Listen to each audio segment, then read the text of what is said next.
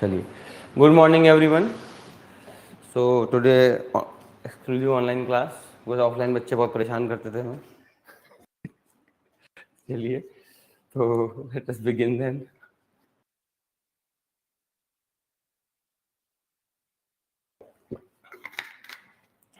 Good morning. I hope everyone has access to the folder of current affairs. If you don't have the access, so you can mail me. I will add to it. Yes, good morning again to everyone. So these are 7 things that we will do. The group of G20, the group of 20 is G20, India's ghost story, and its underlying demons. Because recently government published some data. देखेंगे क्या है. The French secularism. इस पे UPSC has asked question previous year mains में. It has already asked a question comparing Indian secularism and particularly French presidency. Okay. Women climate change. A recent report has been published how climate change impact them. Anti-polygamy law, because Assam is trying to have something like this. We will discuss polygamy, monogamy, and whatever is there. Okay. One nation, one election. Modi government has this beautiful idea of one nation, one election. Maybe in future no elections. Okay, just for fun. ये Mittakshara and Dyabhaga. It is basically with respect to inheritance. The two systems that is followed in India with respect to succession within Hindu community, the personal laws there. Yeah, these are the news that we will cover, likely to cover. Let's देखते हैं कहाँ तक बात पहुँचेगी. चलिए, without further ado, start करते हैं. First is group of 20. We already know what is group of 20. It is basically composed of 19 states, one European Union. The G20 head of states and the government summit in New Delhi scheduled for September, हम सबको पता है, making the 18th annual summit. The event is spawned to culmination of year-long G20 process, including meeting of ministries, senior officials, and civil societies. So before having any meeting, there is a lot of meetings between different ministers, आपका bureaucrats, officers, civil society members, to basically formulate an agenda for the upcoming meet. And this meet, India has the honor. Of course, it is an international forum. This is very, very, very important line. It is an international forum, not an organization. What is the difference? You will know in a bit when we will look at criticism or analysis of this forum. Okay, basically, it has governments and the central bank governors from 20 major economies. That is 19 countries, including India and EU. Because EU is not a country, but EU is a customs union kind of thing. So it has 19 countries and EU, European Union. Economically, it's a kind of customs union. And what is a customs union? Very simple. This is the, you can say, third highest level of integration. थोड़ा सा मैं जल्दी से बता देता हूँ. You have something called free trade integration. The countries get integrated in terms of free trade. So with that, you have PTA, known as partial trade agreement. In this, the country agrees to have free trade or liberalized trade into few commodities only. That's why it is known as partial trade agreement. The second stage is free trade agreement. In this, the country agrees to have trade or liberalized trade in all commodity except few. That is called FTA. After this comes your customs union. Customs union where not only the countries have free trade agreement among themselves, they also have same customs policy, that is import-export policy, vis-a-vis non-member. A country which is not the member of the FTA group, that country, that extra country outside of FTA group will face same tariff policies from all the members. Such kind of union is called customs union. After this comes monetary union. Monetary union means you are already having an FTA among the members, you are already a custom union, and now you have adopted single currency. Very good example is European Union. It has a single currency known as Euro. After this, the last is fiscal union. It is the highest level of integration. Fiscal union means not only you have an FTA or you are a custom union, plus you have a single currency, plus you have same fiscal policy parameters also. It is the highest level of integration. The European Union is somewhere in between. It has some element of fiscal union. Monetary union, it is complete. So it is more than monetary union, but less than fiscal union. Complete fiscal union has not been established. So remember that. That's why it is a member, because collectively it's a big monetary and a custom union. Clear this much, everyone? So what is the origin? Very simple. You know there is a blocking in the world known as G20, G7, sorry. So understand, it was basically a political compromise. It was basically a political compromise. G7 is a grouping of advanced nations of the world, basically spearheaded by America. So, since 1945, when the Second World War ended, America and USSR were in a Cold War scenario. And after 1991, particularly, USSR was the only power. Sorry, USA was the only power. USSR disintegrated. So we live in a world made by US. Be it United Nations, it is US idea, World Bank, IMF, WTO, any international institution of global significance you can pick, they are US institutions, directly made by US, directly coined by US. So it is a world, particularly economically, it's a world which is made by US. We know that.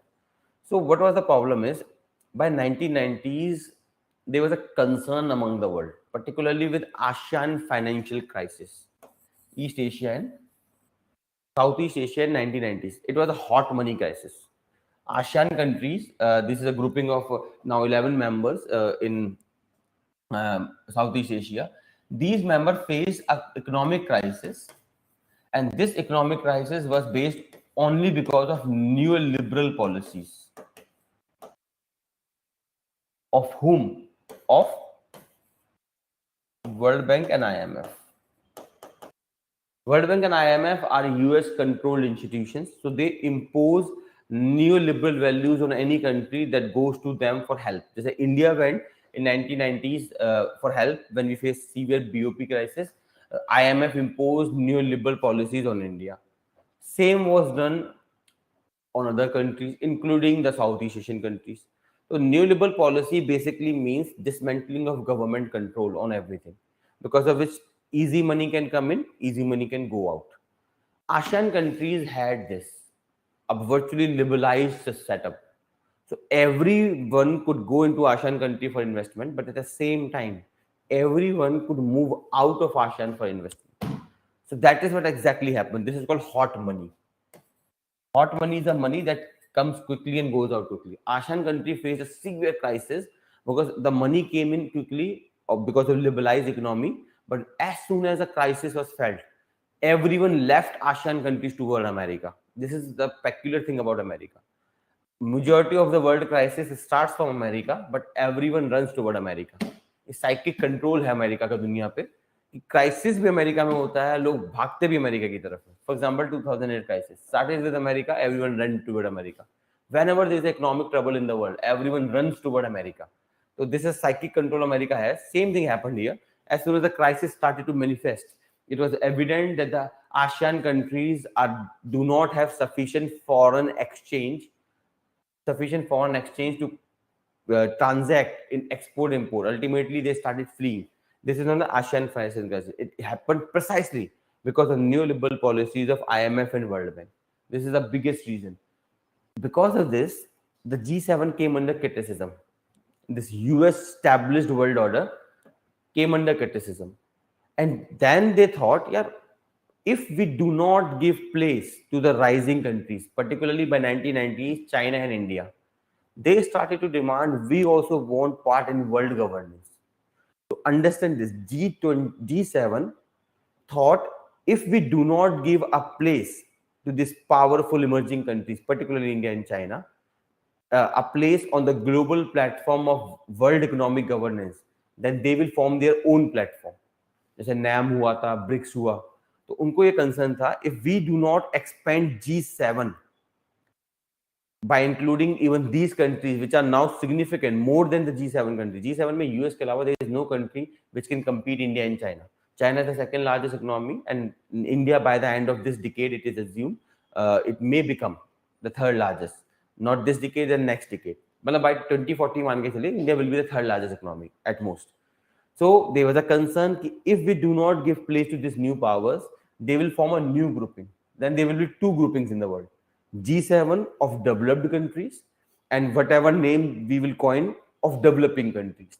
And then this world economic governance will be divided into two parts.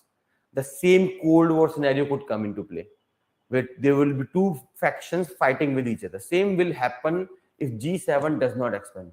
So as a political compromise, as a smartness of the advanced countries, they thought, why shouldn't we have a new platform? And that's why G20 was created. वो clear है? Everyone is clear on the foundation of G20? ठीक है, तो understand ये अभी हम आगे और समझेंगे. तो इससे एक चीज हमें क्या समझ में आई कि G20 was basically a smart political move of G7 countries to prevent any developing countries made world. Because developing countries, particularly India and China, if make a grouping to govern the world of economic affairs, excluding the advanced countries, particularly G7, then there could be chances that that grouping can start controlling the economic world. And then G7 countries will be left out. So to prevent that, they thought, why shouldn't we have a bigger grouping? We will keep G7 and we will have a bigger grouping in which we will give a semblance of power to the developing countries. No real transfer of power. वो थोड़ी देर में हम समझेंगे. ठीक है? Please remember this in the background, because when we will do analysis, Jesse Shane Gupta, it will come handy. अब what are the objective? Obviously बात है, G20 is created only and only for world economic governance. The only purpose of G20 is world economic governance. That is why European Union is a member, because European Union as an economic, monetary and custom union is a part of G20. ठीक है? और इसके लिए कोई mnemonics देख लेना, बहुत से निमोनिक्स है, you can Google mnemonics. 19 countries plus EU का mnemonics. UPSC often ask about international grouping. UPSC often ask which of the following are the members or not. So you must know the members of the most important grouping of the world: G20, G7, BRICS, ASEAN, all these. So mnemonics you can find on Google. Objective, obviously बात है, to ensure sustainable growth and global economic stability, to encourage financial rule, of course, new international financial architecture. What is this new international financial architecture? It is inspired by an argument known as NEO. थोड़ा सा conceptual है, तो listen carefully. NEO means New International Economic Order.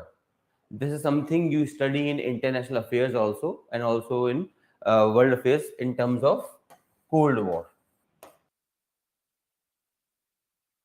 So what is, if it is New International Economic Order, then what is Old International Economic Order?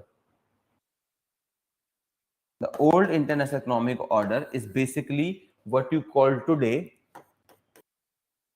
as neoliberalism. Listen with patience. New International Economic Order, it was a demand of developing countries, that is NAM countries. NAM is non-aligned movement, founded by developing countries. It was a brainchild of Nehru, and he was like, India will not become a party to the Cold War politics. We will neither join USA nor USSR. We will stay independent. And in that context, they demanded, we want a different international order. I'm talking about 1960s. अभी की बात नहीं कर रहा. 1960s में there was a demand by the NAM countries, New International Economic Order. They say this economic world is unjust. IMF, World Bank, WTO बहुत late में आया था. Before WTO there was a GATS agreement, General Agreement, GATS. So these all agreements are basically US. And up till 1971, every currency of the world was based on US dollar, and US dollar was in turn based on gold. 1970s में जाके, when Richard Nixon became the president, he abolished the system. इससे पहले all the world currencies used to depend on dollar as a reference price, and dollar used to depend on gold. That was the reference system which was abolished by Richard Nixon as the president. So 1960s 70s में the entire world was US control. अब तो नहीं है वैसे, US control. So developing countries said, we want a different international order in which there should be equality among nations. Most important thing they said, there were a lot of components. I'm talking about only one. Equality among whom? Equality among developed countries and developing countries. Because developing countries have different qualities but different weaknesses also. Developing countries have labor and raw material. Developed countries have capital and technology. So because of this, they 1960-70s में developed country were the industrial production houses, and developing countries were nothing in front of developed countries in 1960-70s. So there was a demand by developing country. We want new international economic order. Very important है ये concept. Please, whenever you will do IR, do this in detail. New international economic order. It has different component. I am talking about only one component. Ab old international economic order is also the present international economic order. So understand this, the old international economic order that was US dominated, US control is also the present world economic order. Why? Because this order never became reality. सबको समझ में आ रहा है? Old, present, new. Confusion कोई?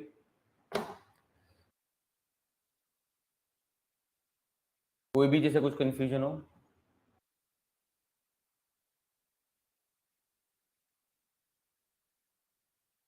दोबारा करना है, okay ठीक है, दोबारा सुनिए, मैं अगेन कह रहा हूँ वेरी इंपॉर्टेंट है, इसे जब भी आप आईआर करेंगे तो डिटेल में करिएगा, अभी मैं बता देता हूँ, और ऑल्सो इकोनॉमिक्स में भी करवाया जाता है कई बार. So understand this, there was old international economic order. What is old international economic order? It's a order dominated by US, because IMF, World Bank, all these basically are US institutions.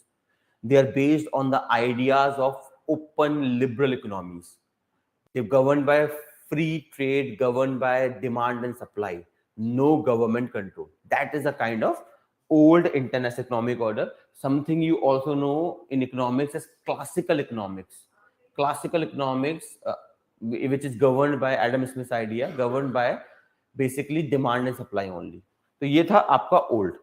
1960-70s में NAM countries challenged this. NAM countries started to say, NAM countries, this was a grouping of developing countries, brainchild of India, to avoid a politics between Cold War. Cold War was a war between two ideas, capitalism and communism. Capitalism headed by America, communism headed by USSR. तो Cold War चल रही थी, NAM बनाया गया. NAM argued that we want a different international economic order that they called new international economic order. What is the prime component? There are 3 to 4 components. One component we are discussing, equality. They said 1960-70s की मैं बात कर रहा हूँ. 1960-70s में the NAM countries said that this current order of 1960-70s is unjust, in which developed countries have all the powers and they're exploiting the developing countries. Because developed countries have capital and technology, developing countries, they're weak. They have only raw material and labor. And because of this, they are getting exploited and developed countries are exploiting them. So for that, they raise the demand of equality among the countries. That we want a different international order in which all countries shall be fairly given a place and fairly given chances to grow. Of course, because IR का एक fundamental truth है that the world understands the arguments of powers, not the powers of argument. IR में simple rule है, if you're powerful, you can dictate. If you're powerful, you will be heard. The same thing happened here. Neo कभी reality बना ही नहीं. Developing countries and developed countries कभी equal हुए ही नहीं. So old international economic order continued. It was never dismantled. Today, you can call it present international economic order. And what is the foundation?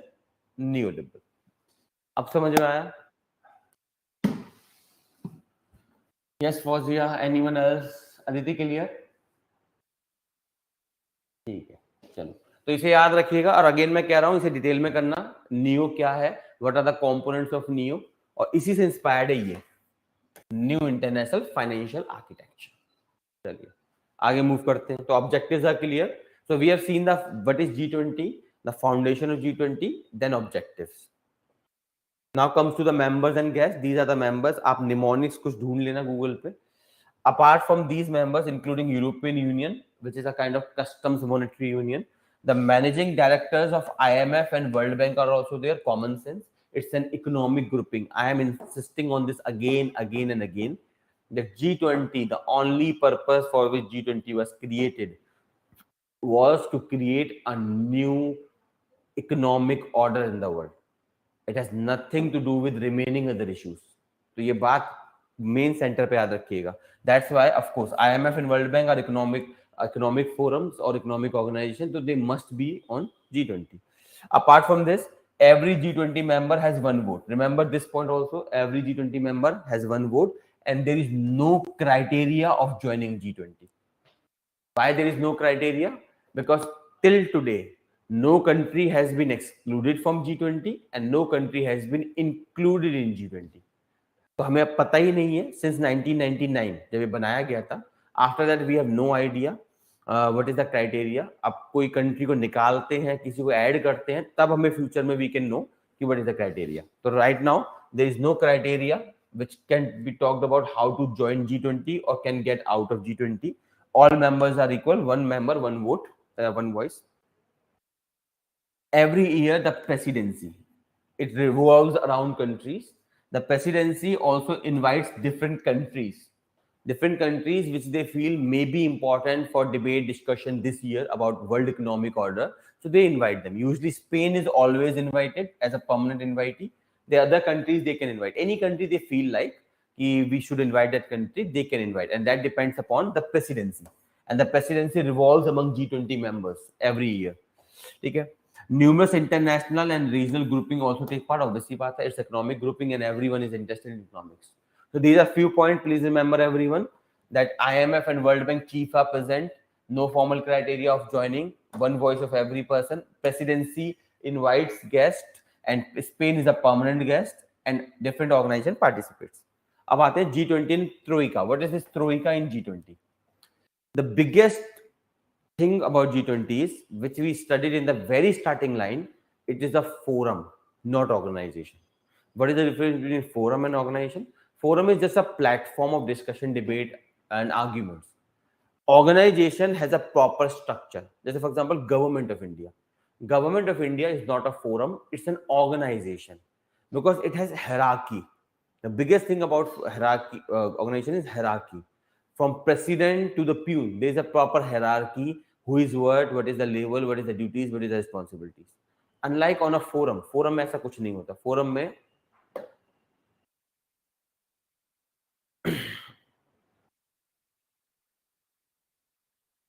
course, World Bank to praise करेगा ही करेगा मोदी जी को. Why the World Bank will praise Modi ji? Can anyone tell me? Common sense, because World Bank and IMF are US institutions, and current Modi government is very much inclined toward US. We are becoming partner of the US in Quad and everything. Obviously, the World Bank will praise. If India start to go away from the World Bank, away from the US, the World Bank will criticize. For example, till 1990s, World Bank criticized. जैसे आज Russia is criticizing India, calling India as the stooge of American foreign policy. ये चलता रहता है, बड़ी बात नहीं. Yes, Shreya, anyone can be invited. That basically depends upon the presidency. The presidency feels that these people may be invited, they can be. For example, इस बार concerns Ukraine का, मुझे exact अभी पता नहीं यूक्रेन invited है या नहीं है. तो there was a big concern कि Ukraine should be invited. The developed countries were pressurizing India to invite Ukraine. अब Ukraine invitation means a direct confrontation with Russia and China. तो ऐसी ड्रामे चलते रहते हैं. Always remember, everything is politics. ये हमेशा रखिएगा, the backdrop of whatever you do, everything is. Just a second.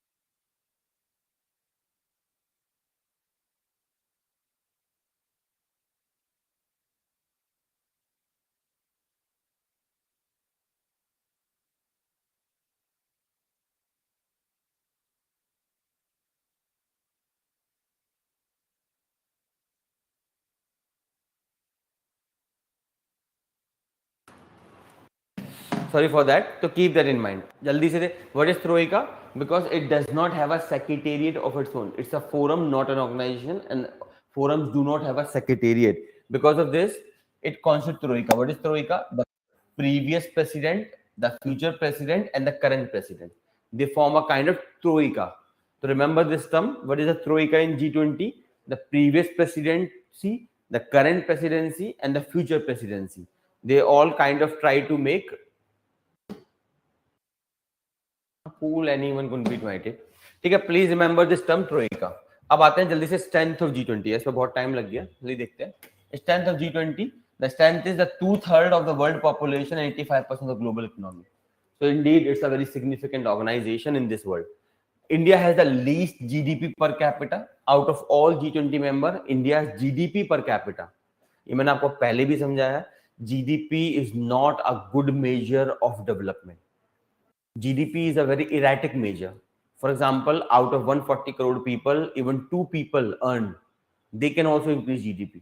अगर जितना काम 140 crore करते हैं, अगर 2 कंपनियां, you know which company, if those companies work, they can also increase GDP. GDP is never a good measure of development. You may become 3rd largest economy, no point, if you are hunger and poor. India is right now the 5th largest economy and with the disastrous consequences, जो हम next news में समझेंगे. ठीक है, remember this, India has the least GDP per capita among all members and the maximum is US. After that, Saudi Arabia has the maximum GDP per capita. But India also has least GSG emission. Greenhouse gas emission per capita in India is the per capita emission of greenhouse gas in India is the least and the maximum is in Saudi Arabia and then US. So these are some facts, please remember. अब आते हैं analysis, the most important part of G20.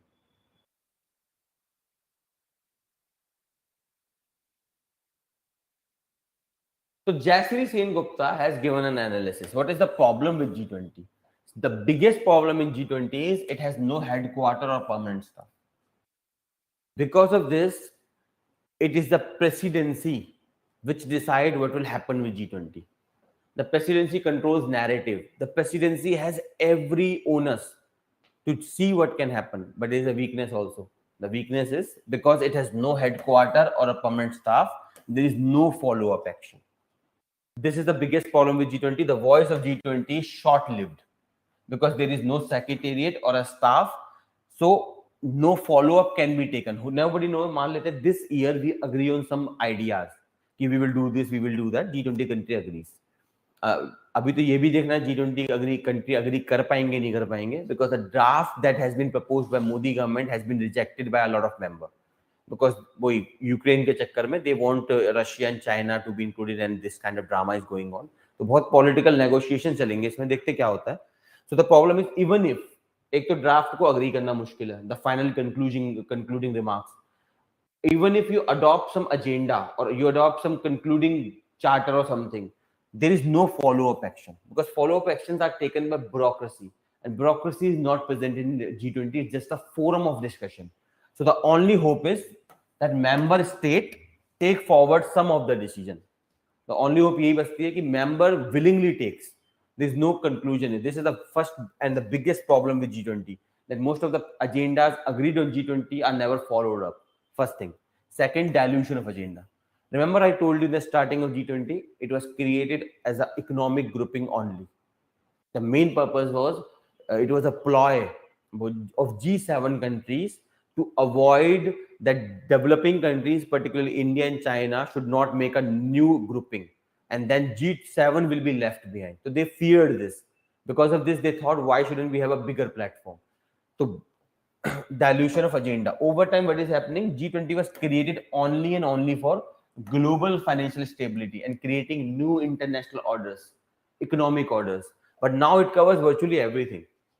Ukraine war चल रही है तो G20 में discuss कर लो, climate change चल रहा है तो G20 में डिस्कस कर लो, Ukraine war, G20, human right, this right, that right. There are different platforms for different things. If there is a human right violation in China, so we have a platform known as United Nations Human Rights Council in UN. That is a platform to discuss human rights. If there is a climate issue, then G20 is not a forum. The real forum of climate issues is basically United Nations Forum, United Nations Climate Conference that we have. So there are different forums. If there are some dispute between the countries, you have WTO. So different forums address different things. But G20 nowadays entertain anything on G20, and that is why there is no follow-up.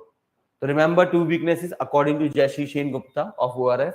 Pehla, dilution of agendas. Nowadays it covers anything. Second, no follow-up action plan.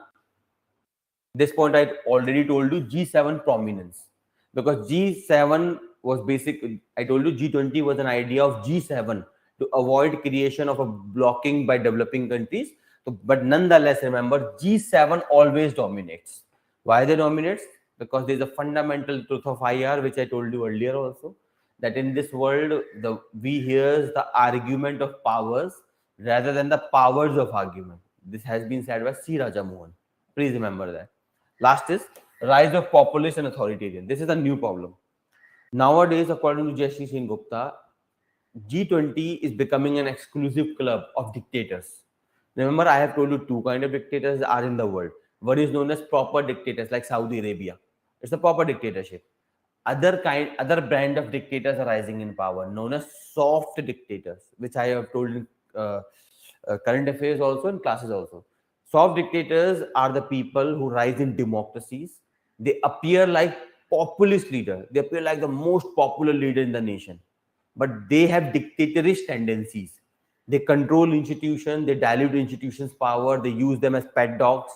They control media. They buy media, whichever media they cannot buy. They subject them to cases and investigations to waste their time. Good people are put behind bars. But only thing they do is they do not dismantle elections. The difference between a dictator and a soft dictator is a soft dictator is a dictatorish person, but he never demolished democracies itself. Because for them, elections are not a tool to come to power. It's a war where they can show to the people of the country that they are the only option. उनके आगे कोई नहीं, उनके पीछे कोई नहीं, वही मसीहा है इस दुनिया के. ठीक है, this is the problem Jashishen Gupta highlights. That G20 में there is a very strong rise of populists and authoritarians. ठीक है, clear everyone? जल्दी बोलिए guys, then we will move on. ठीक है, तो this is more than required analysis. इसके अलावा आपको कुछ नहीं करना है G20 में. बस एक चीज करना, अभी when this session will conclude, तो there is always a final statement. जब कंक्लूड होता है कोई भी सेशन, एक फाइनल स्टेटमेंट आती है. तो have a summary of it. उसमें तो मोस्ट इंपोर्टेंट 2-3 पॉइंट को कैप्चर कर लेना कि what has been agreed on that agreement और व्हाट वर द इश्यूज. तो जब भी वो होगा मैं तो करवाऊंगा ही, बट डू कवर दैट. उसके अलावा you do not need anything. ठीक है, Jim O'Neill, he is the person who coined the term BRICS, अगर आपको याद हो from the previous class. He's the person who coined the term BRICS that became a platform later. He has simply said that G7 has become increasingly irrelevant. Of course, G7 is nothing. G20 is the platform for global governance. But provided if G20 can address these problems, these 4 problems, then only it is an institution of proper governance. चलिए, सो जल्दी से move करते हैं.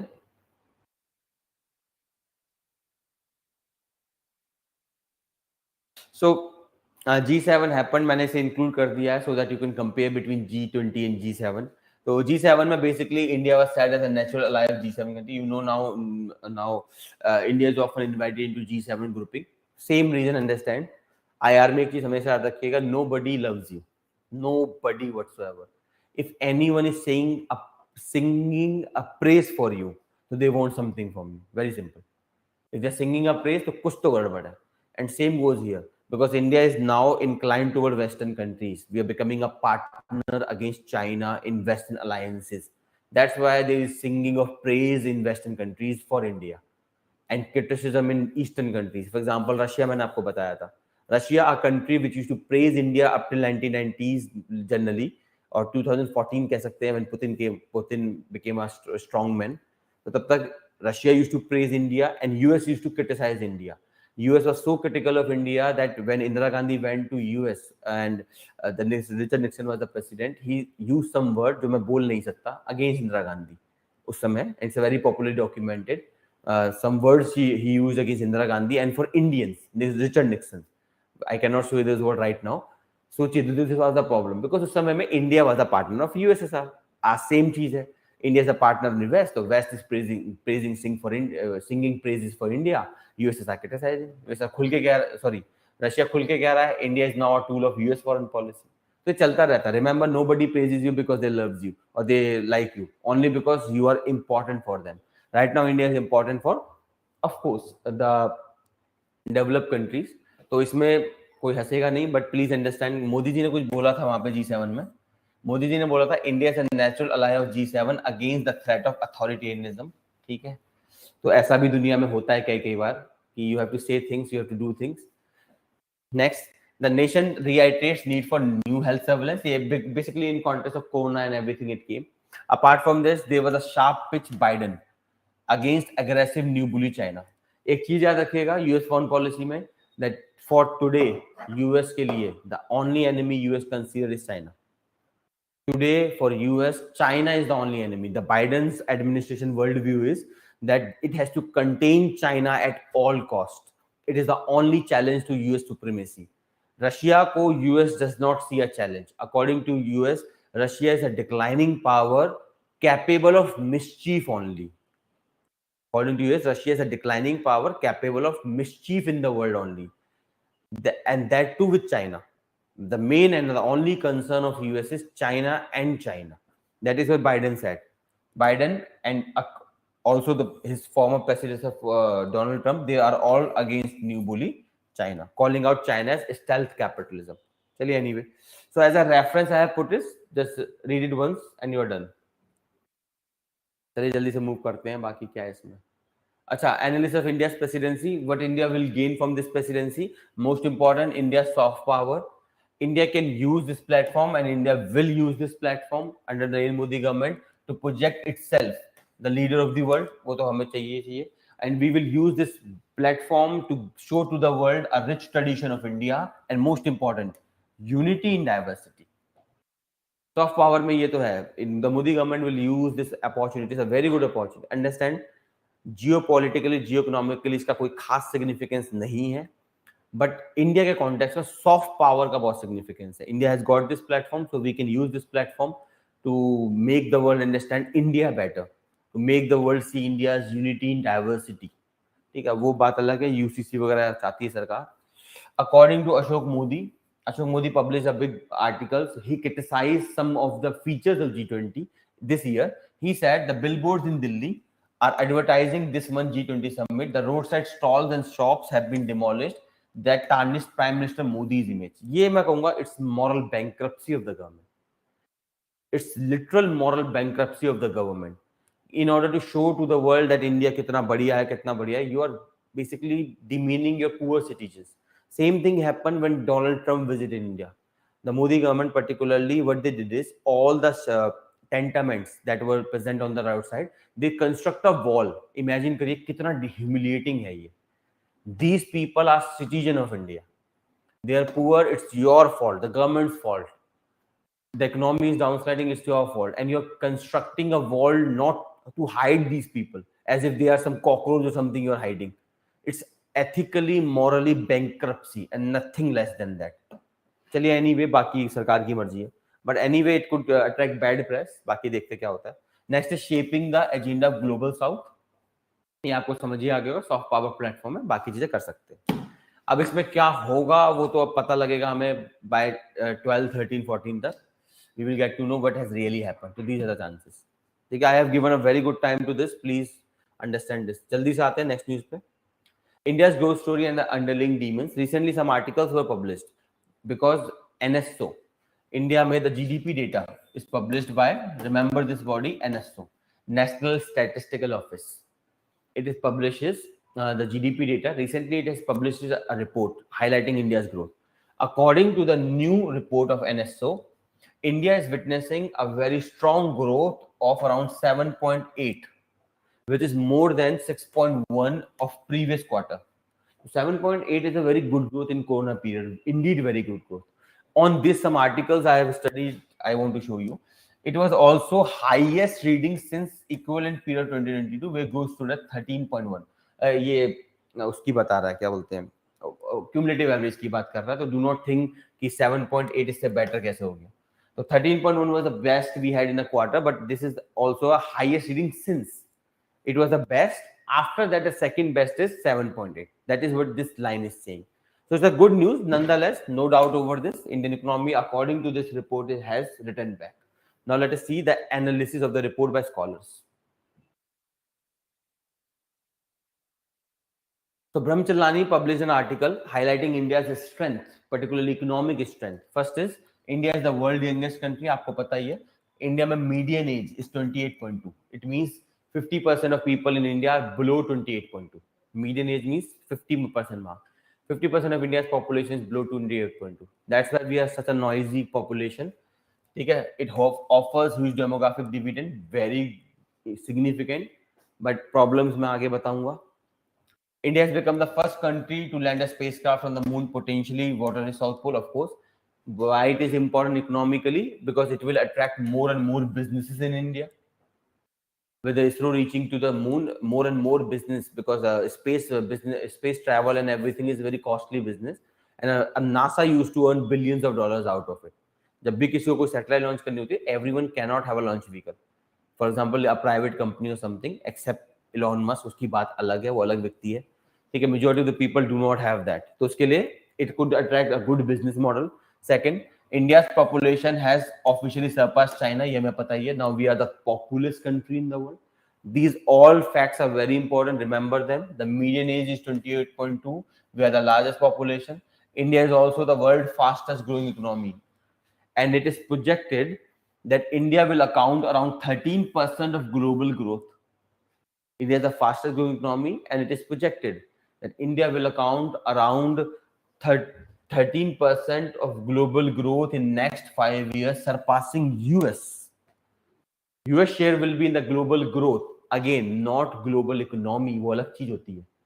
Global economy में we may be able to become the third largest economy by the end of this decade, or by the you can say mid of next decade.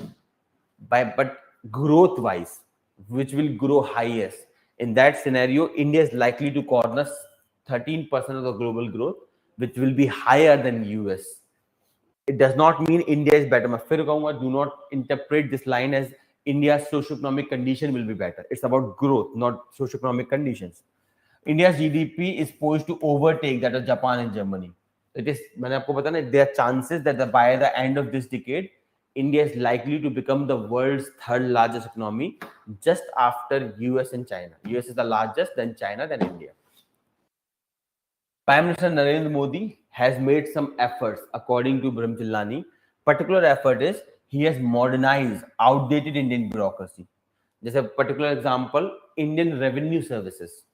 IRS was a favorite position for the people who want a good balance of family life and work life. बहुत से लोग होते हैं, they do not have preference of strenuous work life. IAS, IPS kind of position are very stressful, particularly IPS and IAS, because they are highly politically manipulated positions. IRS are chosen by a lot of people who even get high rank. वो IAS, IPS मिल सकता है, फिर भी वो IRS ले लेते हैं. IRS ले लेते हैं because IRS has a very good balance of a good life, work life as well as personal life. So they want a balance. वो लोग IRS choose करते हैं. But IRS में, since Modi government has come to power, IRS have been made nothing more than a glorified clerk. Why? Because now we have faceless assessment system. Every return, everything you file, income tax returns and everything, they are done in a faceless manner. You file, your file goes to somebody who nobody knows to whom your file will go. It is allocated by the system. The computerized system allocates them. To whom it will go, nobody knows. And that person can never know which file I'm analyzing. So this faceless system ke karan, and such reform digital India mein now, most of the thing you can file online. Now you have a government website of almost everything, every service government provides. You go online, you file your thing. You do not need to visit to the government offices and apply. And along with this, government has started contractualization. Now government does not believe in hiring permanent people. Even government is hiring class A officer on contract. Why they are hiring? Inka simple sa purpose tha, you're on contract, serve the contract, go out. No long-term liability. So these kind of reforms government are bringing. Lateral entry in Indian services have been allowed. These kind of things. So identity bureaucracy, but promoting e-governance. So these are some good points. Agla, India is expanding infrastructure, of course. इसमें you can praise Modi government. There are a lot of investment in infrastructure, very good investment. Implementing some regulatory reform. अब इसमें तो mixed record है. हाँ, Shumil, yes, that's a problem. Government website does not work. I know the problem, but nonetheless, you can say Digital India has made things better. Worse नहीं करा है, may not be best, but better. Over time, things will evolve. But nonetheless, reforms are necessary. Boost domestic manufacturing to make in India. So these are some things you can put as a good thing about India. Now comes an analysis of Ashok Modi. What are the challenges Indian economy is facing? Some of the biggest challenges is in transforming India into global manufacturing hub, India must invest in human capital. ये मैंने आपको पहले भी समझाया था. Why there is high unemployment in India? Very simple reason. Because there is something called structural unemployment. Most of the Indians are structurally unemployed because understand 50% of Indian population is less than 29, more or less less than 29. 50% of India's population is less than 29 years of age. They are very young, and young people need jobs. So we have a large population who wants jobs, who want some kind of revenue source or something. But the problem is they are structurally unemployed. There are jobs in the market. I'm talking about private sector because India mein right now majority of the works are done by private sector. Government is very narrow and very small nowadays. Majority of the things are done by private sector since 1991 liberalization. So private sector, remember always, does not care about degrees. They care about skills. And there is no limit in rising. You can join at any level in private sector. I have seen people rising to the level of president and vice president in a company. हाँ, government is neoliberal, वो तो reason है ही Fauzia. So you have bad education system in India that you will study in governance, utterly bad education that believes in rote learning rather than skill development. So because of this, majority of Indians are structurally unemployed. You cannot get a job not because there is no job in the market, but because you do not have the skill for that job. And so you burden agriculture. You have a farm in your house, so आप चले जाते हैं agriculture करने. And this is a problem with agriculture. It is too much burdened with unemployed, educated youth. आज के समय में agriculture is burdened by unemployed, educated youth. Those who do not have agriculture or do not like agriculture, they start small businesses like MSME. The problem with the small businesses is they provide money only for survival, not growth. जो छोटे मोटे business होते हैं उनसे you can generate money, but that money is only sufficient for survival, daily survival. Something we call hand to mouth existence. इससे कोई बहुत बड़ा बदलाव नहीं आता जिंदगी में.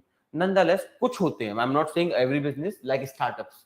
A lot of small businesses turn the startup and become big. वो पर they are very small fraction, maybe 1% of the entire business industry. ठीक है, तो you burden agriculture, you burden small businesses. Those who do not like both cannot start a business or do not like agriculture. They start for government job preparation. They're like, let me become a government servant. The problem with government jobs is they're declining at a rapid pace. Why they're declining at a rapid pace? Because the government is neoliberal. मैंने आपको बताया ना, nowadays Modi government and various BJP government, including Congress government, nowadays these governments are hiring even class A officer on contract.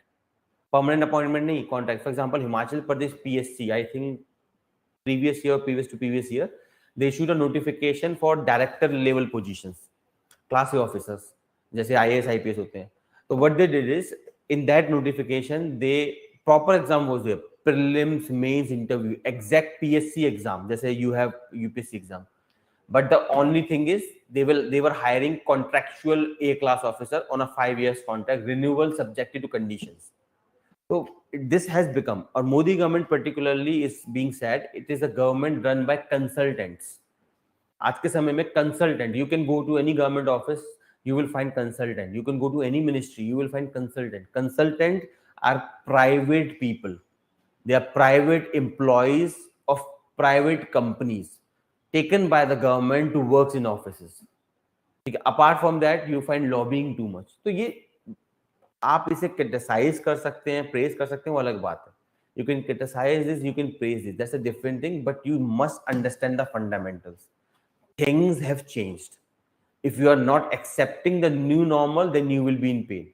This is a new normal, whether we like it or not. This is a new normal, so we have to shape accordingly.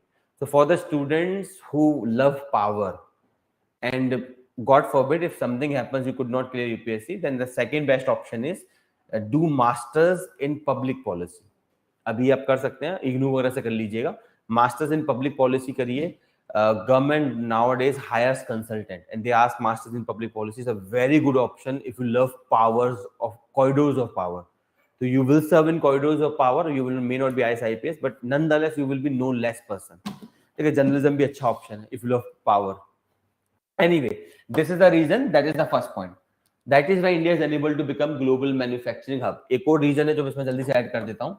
There are three sectors of the economy: primary, secondary, and tertiary. The problem that India has witnessed, India has jumped from primary to tertiary. Because in India, computers came, liberalization came, and computers came with Rajiv Gandhi government. And because of this, India jumped from primary to tertiary. But the problem with tertiary sector, like services, secondary is largely manufacturing. The problem with tertiary sector is it is the least employer, but the highest payer. A job in tertiary sector is the highest paying job, lakhs and lakhs of rupees per month, highest paying job. But the problem is tertiary sector cannot give employment to everyone. It requires high skill set. And मैंने पहले ही आपको समझाया, majority of Indians are unemployed because of lack of skills, not because of lack of knowledge. They have knowledge, they have degrees, they have PhDs also, but they do not have the skills, so they cannot get job in tertiary. अब secondary पे they will try. India jumped out of secondary, वो structural problems के कारण. Clear है everyone?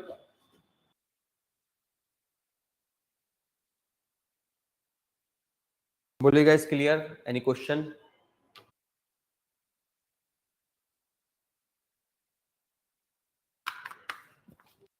Okay, fine.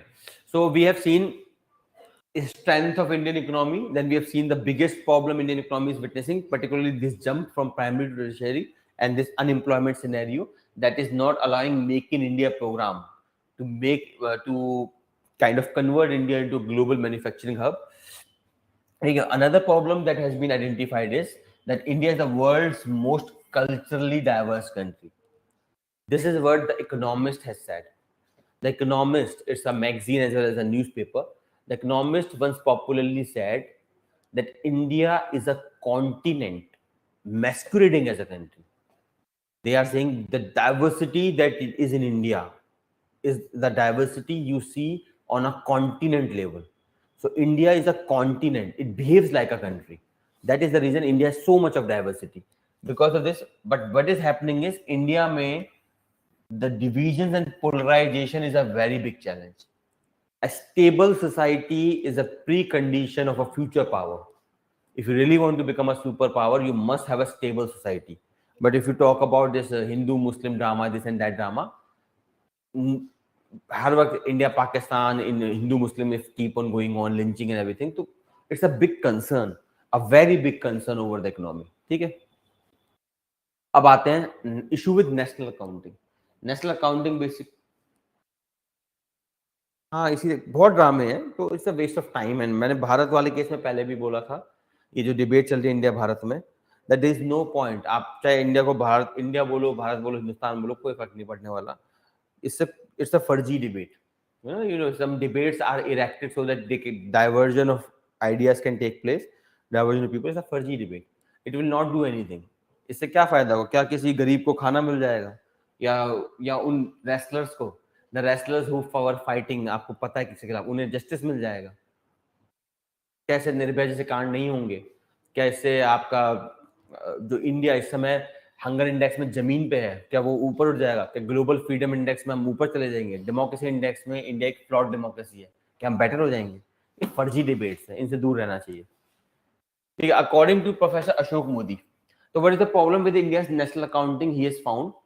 Remember just right now मैंने आपको क्या बताया था, एनएसओ नेशनल स्टैटिस्टिकल ऑफिस, जिसके कॉन्टेक्स्ट में न्यूज है, has said that India is now a very fastly growing economy with around 7.8.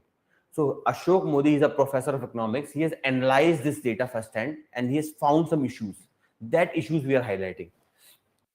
The first thing is that in countries the estimate of GDP and all, they are usually based on income and expenditure. आपको पता ही है GDP के there are three methods: value addition, income and expenditure method. So particularly income and expenditure, and in every country, always remember in accounting of GDP and everything, there is always error, and that is allowed also. If it is a genuine error, it is always allowed. So the estimate of income and expenditure differs in national account everywhere. कोई बड़ी बात नहीं है इसमें, because they are always based on imperfect data. ये हमेशा होता है. आप इनकम हर किसी की पता नहीं लगा सकते. A lot of people who hide income. Expenditure भी हर किसी का पता नहीं लगता. कैश में किसी ने एक्सपेंडिचर किया, आपको कैसे पता लगा? You gave 10 rupees to a rickshaw puller for taking you somewhere. अब कैसे गवर्नमेंट अकाउंट करेगी? So all government figures of every government in the world is imperfect. तो वो तो चला allowed है. It's always allowed. However, have similar trends, means they are imperfect, but they always have a similar trend. ये बहुत important point. It means if income of a country is rising, then expenditure also rises. ऐसा कभी नहीं होगा that income of a country is rising at a fast pace और expenditure बढ़ ही नहीं रहा है. Because with rising income means rising disposable income. Disposable income is the part of actual income. The income that you get, the disposable income is the part of the income you get which you can dispose at will. The remaining component is a necessary component on which you have no discretion. Okay? So, but every now and then the two series follow different paths with hugely consequential implications for evaluating economic performance. So what it is saying, Ashok Modi, the GDP and other figures are usually calculated on income and expenditure basis, which is not a perfect data. It has imperfections. But however, they have a similar trend. If income is rising, expenditure often rises. If expenditure is rising, income is rising. But sometimes there is divergence. Sometimes income and expenditure में divergence है. If this thing happen, if there is divergence between income and expenditure of a country, समझ के चलिए something bad is going on. Some fundamental issues are in the economy. Those issues we will highlight. Pehla, the recent report of NSO shows that India is growing at an annual rate of 7.8. But the problem is the income. The income has grown at 7.8, but expenditure has grown only 1.4. It is troubling. ये game कैसे हुआ? That is what Ashok Modi is highlighting. This vast difference between two things. How is it happening?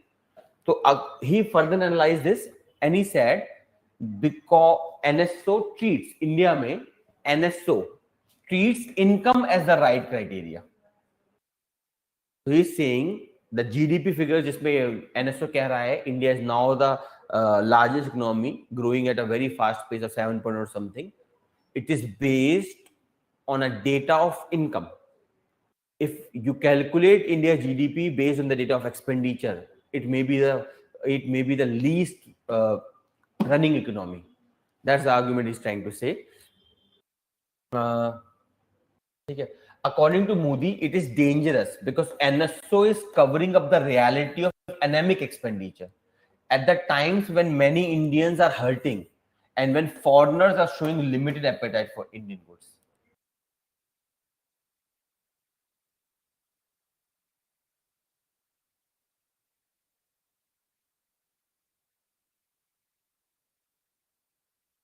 Ritik, इसको we have covered in earlier classes also. मैं दोबारा बताता हूँ. Understand this. GDP का मतलब होता है GDP means the value of all the goods and services produced in a country in 1 year, usually financial 1 year. So when in 1 year all 140 crore people put together, what amount of goods and services we produce. So take the case, मान लेते हैं all 140 crore people produce 1 rupee in this year. So how much rupee we produce this year? So the value we produce is 140 crore rupees. Every Indian is producing 1 rupee. Equal rupee we are producing. So every Indian is producing 1 rupee of commodity. So the GDP of India will be 140 crore rupees. Ab now take different scenario.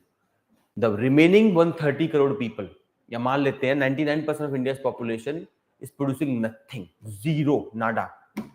And 2 to 3 families in India, they are producing 140 crore rupees. They are producing everything in India. So even then India's GDP will be high. This is the reason. India is the fifth largest GDP because GDP is a bad figure of development. It's only a figure of growth. It is a very bad figure of development. So it could be erratic also. That few people are producing everything and the remaining are producing nothing. That's why India, in spite of being the fifth largest GDP, is at bottom in global hunger index. 50% of Indian women are malnourished. One third of children are stunted. Not by any foreign data, by government of India's own data, National Family Health Survey. Clear, Ritik?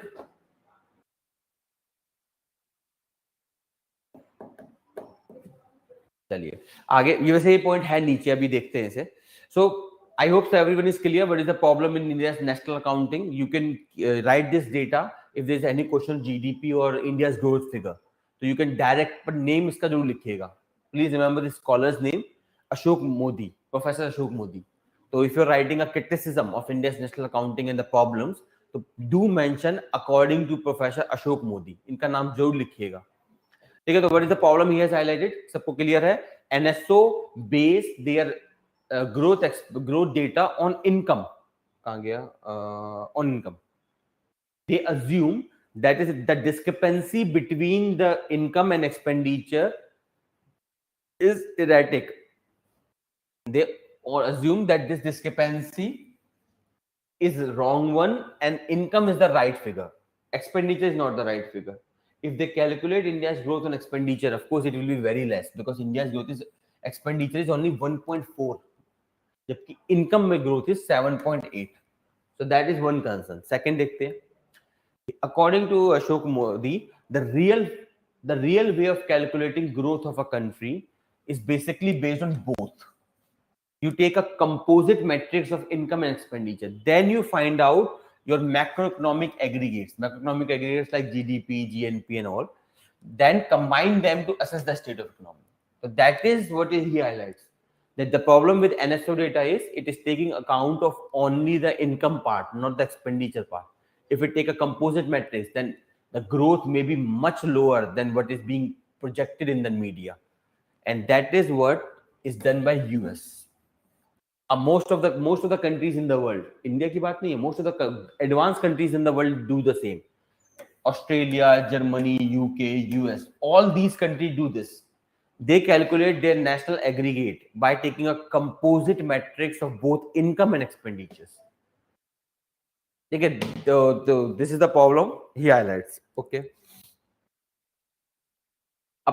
Another problem. The first problem is that India's growth data is based on income part, not expenditure part. If you take a composite matrix, then India's growth may be much lesser than what is being projected by Indian media. Second, the biggest problem of inequality. That is, I've answered. Ritik ne pucha tha question, I answered this. That is what he is saying. The inequality are reflected in increased import content of domestic expenditure, which is up to 22% before COVID-19, now 26%. With the help of an overvalued exchange rate, rich Indians are buying fast cars, glided watches, and designer handbags, which leaving the vast majority of struggle to buy necessities. What he's trying to say, मैं simple भाषा में समझाता हूँ, कहना क्या चाह रहा है. He's trying to say, if you have seen this in media, जब भी हम बोलते हैं India has high poverty, high hunger problem, तो there are some bhakt who comes out, यार, if India has a high problem, then how come the Thar has largest booking? भक्त आते हैं और कहते हैं अगर इंडिया में इतनी प्रॉब्लम है तो इंडिया में थार की बुकिंग है. Thar is a costly car of Mahindra. It is booking more than it is a booking. Don't reason because most of the development is concentrated in metropolis like Delhi, Mumbai, Bangalore. They have the wealth. Why? Because they have services. Remember starting मैंने आपको बताया था, primary से we jumped from services. Primary से we did not jump on secondary. Secondary means manufacturing, and manufacturing is available everywhere. India jumped from primary to tertiary, and tertiary is concentrated in urban areas like Delhi, Mumbai, Bangalore. These are services centers, and that is why people of these states, these metropolis are ultra rich. And these bhakt use the argument of this ultra rich and impose that on everyone. Just because I can buy a costly car, it does not mean every Indian can. A large number of Indians are not having even sufficient food nowadays. So please remember, ये point ही कह रहा है. The biggest problem is high inequality in India. So हमने दो problem देखी Indian economy की. पहला the problem with national accounting itself. Second the problem of inequality. Third है the problem of joblessness. ये मैंने आपको बता दिया, दोबारा repeat नहीं करूंगा. We already know what is the problem of joblessness in India. बाकी you can just read here. ठीक है? अब आते हैं this another thing you just remember, Angus Deaton. Angus Deaton is a foreign scholar. He published the Great Indian Poverty Debate. According to him, he says India's estimates and statistics, particularly related to poverty, are not correct. India's estimates on growth, poverty are not correct. Why? According to him, the national accounting in India is very weak because there is political importance of high growth. According to Angus Deaton, in his work, he says India की जो national accounting है वो week होती है. Y week होती है? Because India में having a high growth is politically significant. जो पॉलिटिशियंस है वो क्या दिखाएंगे? जनता तो गरीब है, एंड पुअर पीपल के लिए you are building a wall ताकि वो दिखे ना, तो जनता को दिख भी नहीं रहा है, मीडिया दिखा भी नहीं रहा है. Politicians are not showing the poor people, and media is also not interested in anyone. Media has left people a long time ago. So that is why the poverty figures and often the different accounting figures are manipulated so as to achieve a higher growth. अब ये argument Angus Deaton का है, मेरा नहीं है. चले guys, clear everyone? So this is the news about India's economy and its demons. बोले किसी पे भी कोई क्वेश्चन हो तो प्लीज आस्क.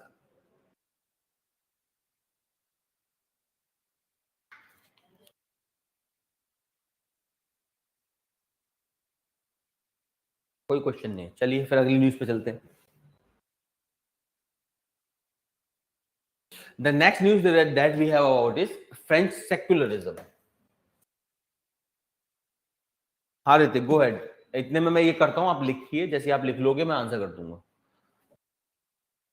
तो ये I don't know how to pronounce this in French. Let's see, it is something जो भी है. So this is basically an idea of French secularism. We are discussing this. So we will understand French secularism. It is in news a lot recently, and then we will compare French secularism with Indian secularism. जल्दी से देखते क्या है. The French government has recently banned wearing of abaya. Abaya is a kind of clothing. It is often found in Saudi Arabia kind of countries. कुछ ऐसे proper नहीं, निकाब अलग होता है, जहाँ तक मुझे पता, मैंने जितना सर्च किया, निकाब एक अलग चीज होता है, अबाया शायद अलग होता है. बाकी मतलब कोई प्रॉपर वुमन क्लोथिंग है to hide their body parts. इसमें फेस कवरिंग नहीं होती, उसके नीचे का हिस्सा होता है. बुरखा ऊपर से नीचे तक होता है पार्ट. अच्छा, निकाब का फॉर्म है. ओके फाइन, मुझे इतना इस्लामिक चीजों का आइडिया नहीं है, हो सकता है.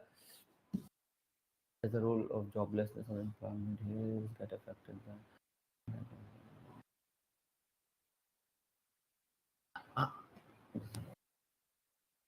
वही तो मैंने, yes of course I told you ना, structural unemployment which leads to disguised or hidden employment, then seasonal employments, and all this is happening because India jumped from primary to tertiary. If we would have been on secondary is the largest job provider. Secondary is manufacturing required labor, and labor means you can have different kind of labor: low skill, medium skill, high skill. Tertiary sector, which is services, it requires ultra skilled labor, and they do professional kind of skills. So for example, what I am doing, it's a tertiary level service. अब ये हर कोई नहीं कर सकता. Everyone, ऐसा तो नहीं है कि somebody मान लेते tomorrow there is a farmer, उसे मैं ट्रेन कर दूं, वो आके यूपीएससी के बच्चों को पढ़ाने बैठ जाएगा. It can not happen. इसके लिए different skills are required, that can not be acquired by everyone. ये मैं समझाना चाहता हूँ. इसलिए सेकेंडरी बेस्ट होता है. इसलिए Modi government has the scheme called make in India, पर वो फिलहाल खास चल नहीं रही है. चलिए तो जल्दी से देखते हैं. अब पहले मुझे आप ये बताइए, फ्रेंच गवर्नमेंट ने सही करा या गलत करा, फिर हम सेकुलरिज्म पे डिबेट करेंगे.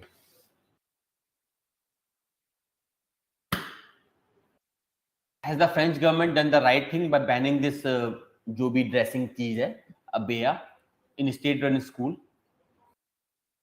ने सही गलत किया, पॉलिसी गलत किया.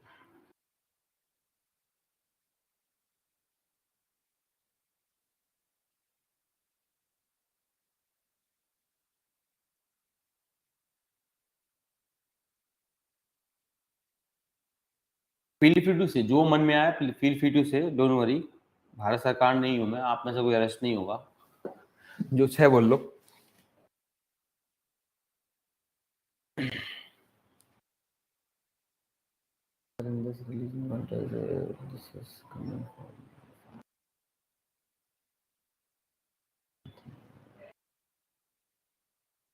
I'm asking, has the French government done the right thing by banning this or not?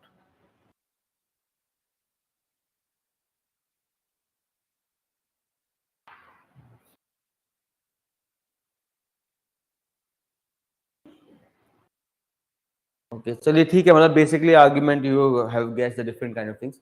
तो इसमें देखिए थोड़ा सा ना कॉम्प्लेक्स सिस्टम होता है। मैंने आपको एक चीज हमेशा समझाई है, everything is right and wrong depending upon the society you live. कोई भी चीज हो, एक्स वाई जेड से, from a small thing like smoking to a big thing like sexual assault, हर कंट्री में डिपेंड करता है in which country you live, in which culture you are born, that decide what is just, what is unjust, and that too with time. So there are two factors here. What is just, what is unjust vary based on two factors. First, culture. You are born in America. For Americans, they have different definition of love, family, everything. Indians have different definition. Chinese have different definition. So depending upon culture, you have different definition. Second, depending upon time. Depending upon time, things changes. So this you need to keep in background. Then we will read this news. Then we will read this news. So let's first, before saying anything, let's understand how French see their secularism. तो इसमें सबसे पहले तो हम लेसेटे नहीं, सबसे पहले secularism की बात करते हैं। ये ओरिजिनेट कहाँ से हुआ था, मैंने आपको बताया भी था, वैसे इसमें नीचे होना तो चाहिए, हाँ ओरिजिन लिखा हुआ है मैंने, ये मैंने आपको पहले भी बताया था। From where this word secularism come and what is secularism? Then we will see French variety and Indian variety. Secularism, according to a journal published in, there was a research paper published in Journal of Positive School Psychology that analyzed the origin of word secularism and what is secularism. This word secularism is coined by the scholar Holyoake. Holyoake is the scholar who coined this word secularism. What is secularism? It originated in West Europe, particularly in a very particular context. What was the particular context that I told you earlier also? The war. Between whom? The war between church and state. Medieval Europe mein, the church was the most controlling factor. It was the supreme lord. It used to dictate everything. So church was dictating everything. The kings and the queens of the Europe, they started a war with church. They said, if I am the king, I control this land, I impose taxes, I provide services, I provide security, then who are you to tell me what I can do, what I cannot do? And this particularly start, always remember, this particularly start with Christianity. So Christianity, चाहे आपको पसंद हो ना पसंद हो, कोई फर्क नहीं पड़ता. You have to thank Christianity for one thing. The modernity, जो आप modernity देख रहे हैं आजकल में, this camera, this TV, this writing panel, this pen, this mic, all of this you can say is a gift of Christianity, because Christianity में a division started. बाकी दुनिया में कहीं स्टार्ट नहीं हुई modernity. Modernity is a child of Christianity. चाहे आपको all the modern things you enjoy, all the luxury, the liberty principles you enjoy, the freedom you are talking about, this all is a gift of Christianity. चाहे आपको पसंद हो ना पसंद हो, चाहे क्रिश्चियनिटी में आप कमियां निकाल लें, वो एक अलग डिबेट है. क्रिश्चियनिटी में कमियां हैं, बट क्रिश्चियनिटी ने ही इस मॉडर्निटी को बर्थ दिया है. कैसे बर्थ दिया है? यहाँ पे एक वॉर होती है बहुत लंबी चर्च और स्टेट के बीच में. This is known as 30 years war. 30 साल तक ये वॉर चली थी. Why this war was there? Because Christianity में एक डिवीजन हो गया. There was a division in Christianity. हाँ, yes, फौजोसी की बात करने वाला हूं मैं.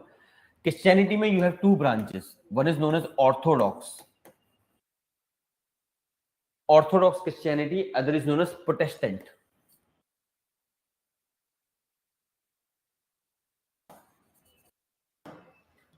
Protestant. देखिए वर्ड ही आता है protest. Protestant. So within Christianity a new faction emerged. जैसे हिंदुइज्म में बुद्धिज्म, जैनिज्म, आपका Sikhism, Sikh, Buddhist, Jainis, these are basically sub branches in Hindu. Buddha, he was a Hindu, then he founded Buddhism. So Buddhism is also known as the Protestant of the East, because Buddhism directly challenged Brahmanism or Hinduism. Direct challenge. The most formidable challenge to Hinduism in terms of religion or cultural values came from Buddhism. And वो तो Hinduism ने reform कर लिया अपने आप को. Hinduism reformed itself, because before Buddhism, Hinduism में sacrifices, अगर आपको पता हो, हम बोलते हैं ना हिंदूज वेजिटेरियन होता है, ऐसा कुछ नहीं था. हिंदुज्म में सेक्रीफाइसेस होते थे. We used to sacrifice animals.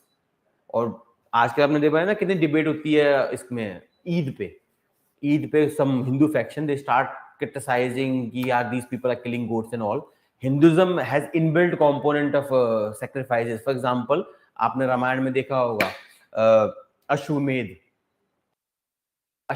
Vajpayee, राजसू, these sacrifices are the part of Hinduism. Vedas में डायरेक्टली मेंशन है ये sacrifices.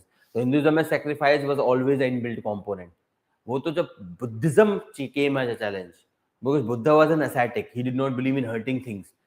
Buddha challenged Hinduism to such an extent, Hinduism ने अपना वो रिफॉर्म कर लिया. And from that, from sacrifices, where we sacrificed animals in wars, in political events, वहां से फिर हमने sacrifices को हटा दिया हिंदुइज्म से. कुछ बदलाव आया बुद्धिज्म की वजह से. सेम यहाँ पे हुआ.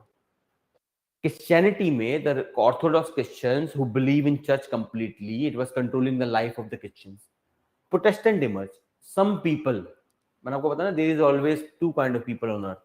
One who are known as conformists, the other who are known as deviants. Conformists are the people who accept the society as it is.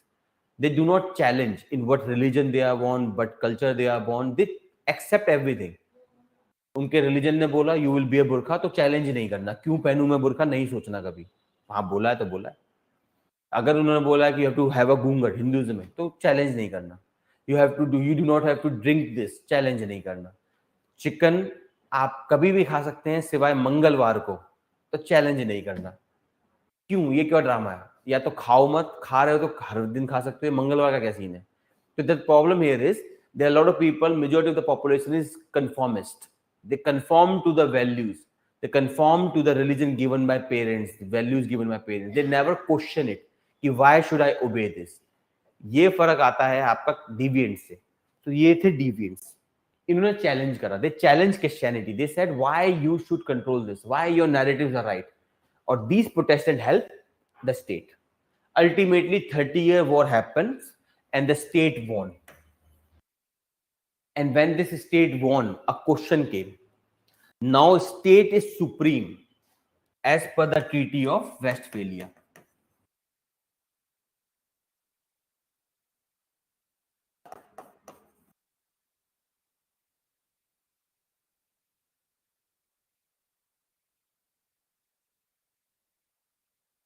Yes, बहुत से लोग थे आपके.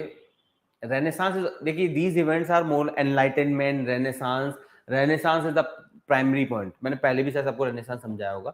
Renaissance basically it's a rebirth of what? Rebirth of critical reasoning. Renaissance literally means rebirth of critical reasoning, where you start questioning things. हाँ, Europe में पैदा हुआ था. ये सारा यूरोपियन है. ये बात याद रखिएगा. पॉलिटिकल साइंस, पॉलिटी में always remember, we live in a world, we have values which are European in origin.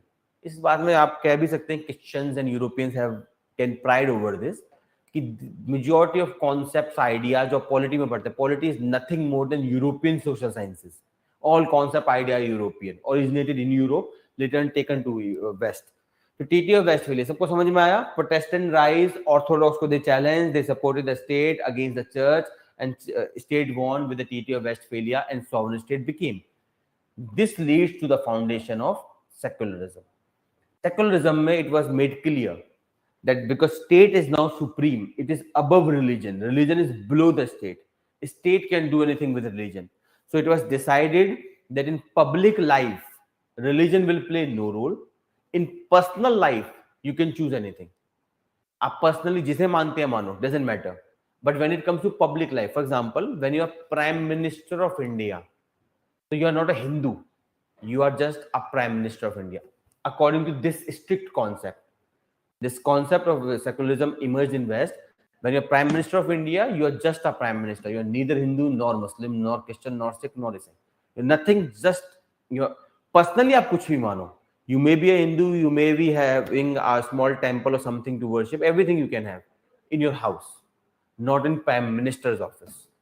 But anyway, तो थोड़ी वैसी रहेगी. ठीक है, क्लियर है सबको? राइज ऑफ सेक्युलरिज्म जल्दी बताइए, फिर मैं आगे मूव करूं.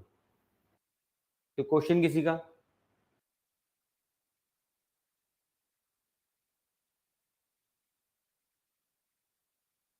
ठीक है.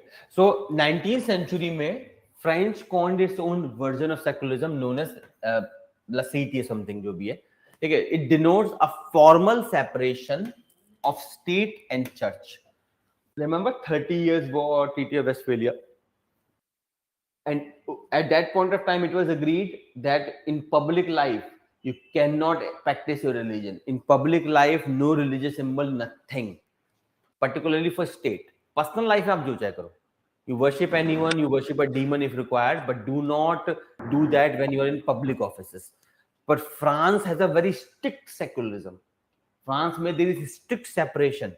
It advocates removing all religious value from public sphere and replacing them with secular values like liberty, equality, fraternity. What is the liberty, equality, fraternity? They were the ideals of French Revolution 1789. The French Revolution 1789 happened on three values: liberty, equality, and fraternity. That is a part of our preamble also.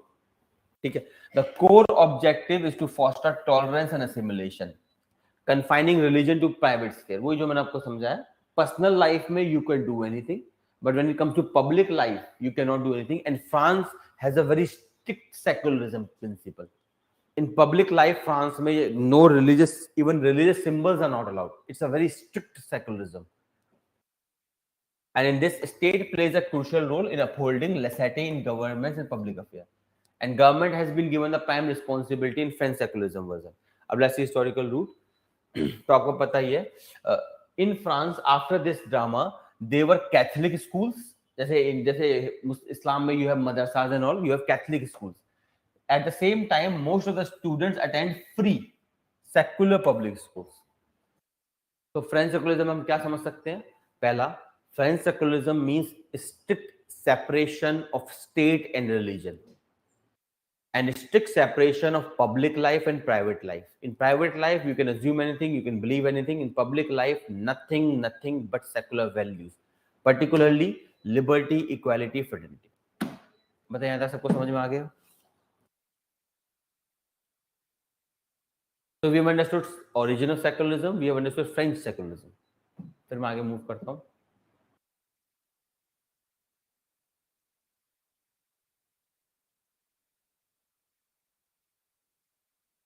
Yes, बिल्कुल सही शुमिल, बिल्कुल सही. एक चीज हमेशा रखिए, मैं हमेशा कहता हूँ, anything in extreme is bad. Anything.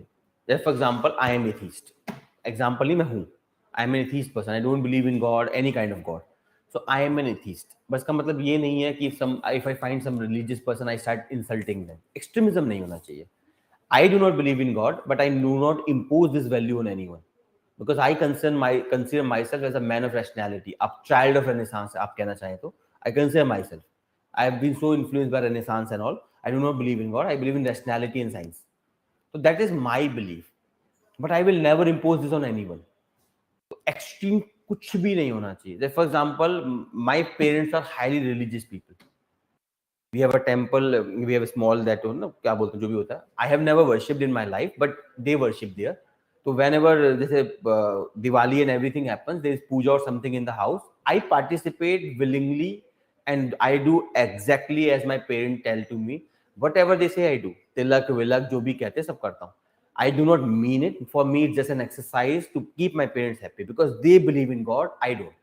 So I never tell to them कि why you believe in God. God is nothing, and philosophy नहीं झाड़ता मैं उनके सामने. I can, but I do not.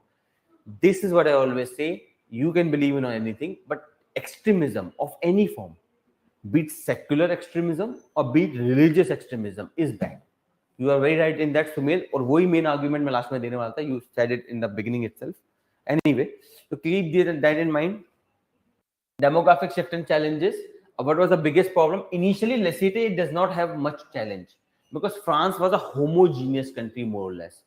Now, by 1960s, when North Africa got decolonized, a large number of people, particularly from Muslim countries, migrated to France. Over the year, particularly with the 9/11 event, हम सबको पता है 9/11 event के बाद Charlie Hebdo and Nice, these were the places in France where attack happened, lone wolf attack. There is anti-Muslim sentiments. इस point पे एक चीज मैं आपको समझाना चाहता हूँ.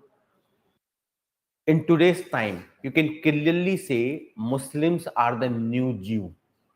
जैसे किसी जमाने में understand Judaism, Jews were killed in entire Europe. ऐसा नहीं था Jews were being killed only in Germany. Hitler took it to another extreme.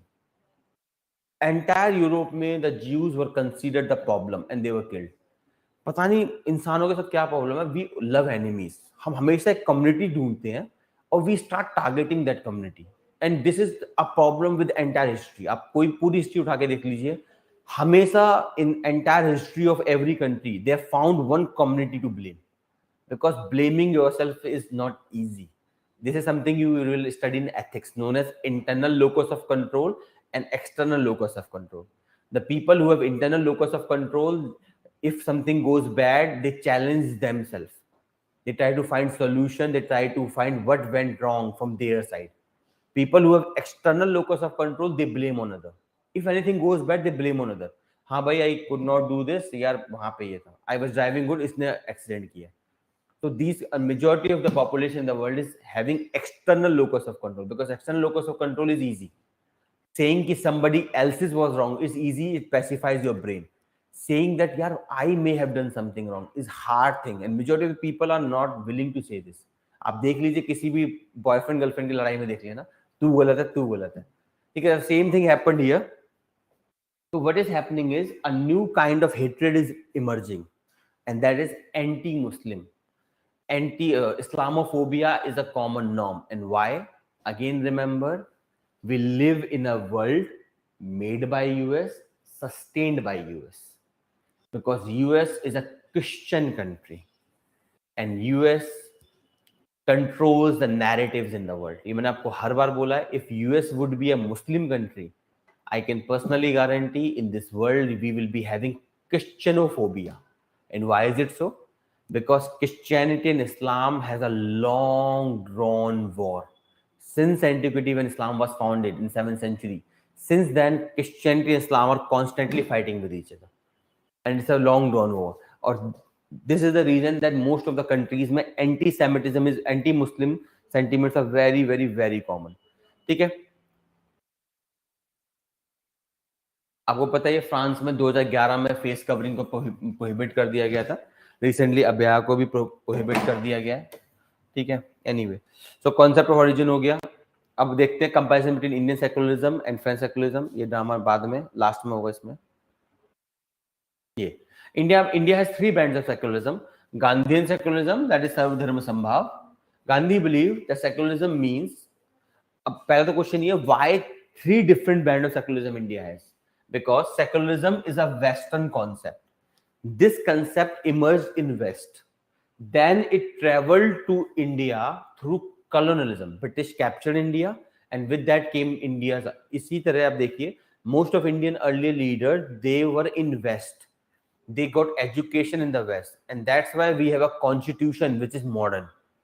The constitution maker, majority of them were lawyers and studied in West. When you study at some place, now you acquire their values, you acquire their ideas. इसीलिए आपने देखा हर culture में teachers को इतनी value क्यों दी जाती है? Because teachers are not seen as the people who make somebody to get job. Teachers are seen as a cultural embodiment of values. Depending upon the teacher you have got since childhood, I'm talking about. Maybe starting with your parents as a teacher for the first time, then school, colleges, university, coaching institute, whatever is there. Depending upon the teacher and the value that teacher gives, your brain is shaped, and it gets shaped every second of the life. So same goes here. तो वहां पे teacher कैसे थे इनके पास? These earlier leaders, they had teachers of Western. So those teachers of West had Western values as common sense, and they imbibed those Western values in our leaders. And when they came to India and they founded Indian Constitution, so they founded Indian Constitution based on modern Western values. ये problem है India में कि you have a constitution which is modern, you have a society which is traditional. And that's why when Supreme Court, which is a part of the modern state, says that prostitution is a profession, LGBT is not a crime, adultery has been abolished, large number of Indians are unable to understand. They are like, "ये क्या चल रहा है drama?" This is because same is here, because secularism emerged in West, traveled to East through colonialism. So we started to interpret the world. जब एक नया concept आता है, जैसे मान लेते हैं एक new thing come, you start interpreting the world. India में remember there is no literal translation of word secularism. Indian languages में सेकुलरिज्म का लिटरल ट्रांसलेशन है ही नहीं, क्योंकि रीसेंट कॉन्सेप्ट है, बहुत नया कॉन्सेप्ट है इंडिया में. आप मान के चलिए it has come around 200-300 years ago. It's a very very new idea for India. तो ऑफ कोर्स इंडिया में डिफरेंट इंटरप्रिटेशन है. According to Gandhi, secularism means sarvadharma sambhav, respect of all religion. According to Nehru, he was a believer of Western concept of secularism. Nehru believed that the same Western concept, the public life and personal life should be different. Ambedkar was of the opinion that secularism is actually the minority of a country. Any country, the minority of a country is the holder of secular credential of a state. मतलब, the more secure a minority will feel, the more secular a country is. हाँ वो है, because this government does not believe in that drama. इनका secularism तो कोई लेने देना है ही नहीं, इनका सिंपल सा है, we are the state. Anyway, तो क्लियर है what is French secularism, what is Indian secularism, the comparison between them, the birth of secularism. बोले गाइस, कोई भी क्वेश्चन इन कंपोनेंट्स में? अब जहां तक बात है गलत किया सही किया का, मैं पहले भी बोल देता हूं, इसमें थोड़ा सा डिस्प्यूट रहेगा, इसमें एग्जैक्ट स्टैंड हम नहीं ले सकते.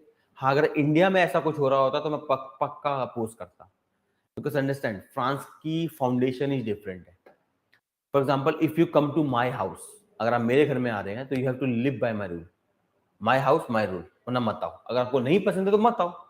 Same is with France. France की फाउंडेशन बहुत पुरानी है and France believed in this strict separation. ऐसा नहीं है कि फ्रांस ये केवल मुस्लिमों के साथ कर रहा है, फ्रांस सबके साथ कर रहा है.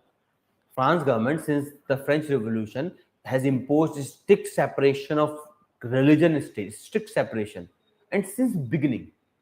And they have imposed this not only on anyone else, they have imposed this on their own people also. I know it curtail liberty, but what I'm saying is my house, my rule. So I say all those people, particularly the Muslim community coming from Africa and other kind of country, if you have a problem with French secularism version, do not go in France. Na, go into Muslim country भी तो है, Saudi Arabia चले जाओ, क्यों नहीं जा रहे वहां पे? इंडिया में मैं ये बात नहीं बोलूंगा. इंडिया में अलग है, इंडिया की फाउंडेशन ही डाइवर्सिटी है. अगर इंडियन गवर्नमेंट ऐसा कुछ करती है तो अनएथिकल है, इलीगल है. फ्रांस गवर्नमेंट की मैं अलग से बोल रहा हूँ, उनका अलग रूल है, उनकी अलग फाउंडेशन है, किसी की फाउंडेशन को आप चैलेंज नहीं करते. मेरा घर मेरा रूल. इंडिया में मेरा घर है, मेरा रूल है डाइवर्सिटी का. इंडिया में ऐसा कुछ नहीं होना चाहिए, फ्रांस की बात अलग है. Clear everyone? बाकी आपका कोई ओपिनियन हो तो आप रख सकते हैं, बट प्लीज बी जस्टिफिएबल. अगर आप कोई अपनी ओपिनियन लिखे पेपर में तो जस्टिफाई करने की कैपेसिटी रखना, बाकी कुछ भी चलता है. चलिए नेक्स्ट मूव टू अगली न्यूज पे आते हैं. वुमेन क्लाइमेट चेंज, जल्दी से देख लेते हैं. Recently a report has been published that how climate change impact women. तो टाइम इज वेरी लेस, जल्दी देखते हैं. Climate change has been affecting the woman particularly. We know how climate change impact. jaldi dekh lete. What is climate change? Climate change is basically the erratic events in the climate because of global warming. Simply stating, climate change simply means erratic events of the environment because of global warming. Global warming means heating of the earth. So we know there are frequent floods and droughts. You can see recently Delhi witnessed a flood.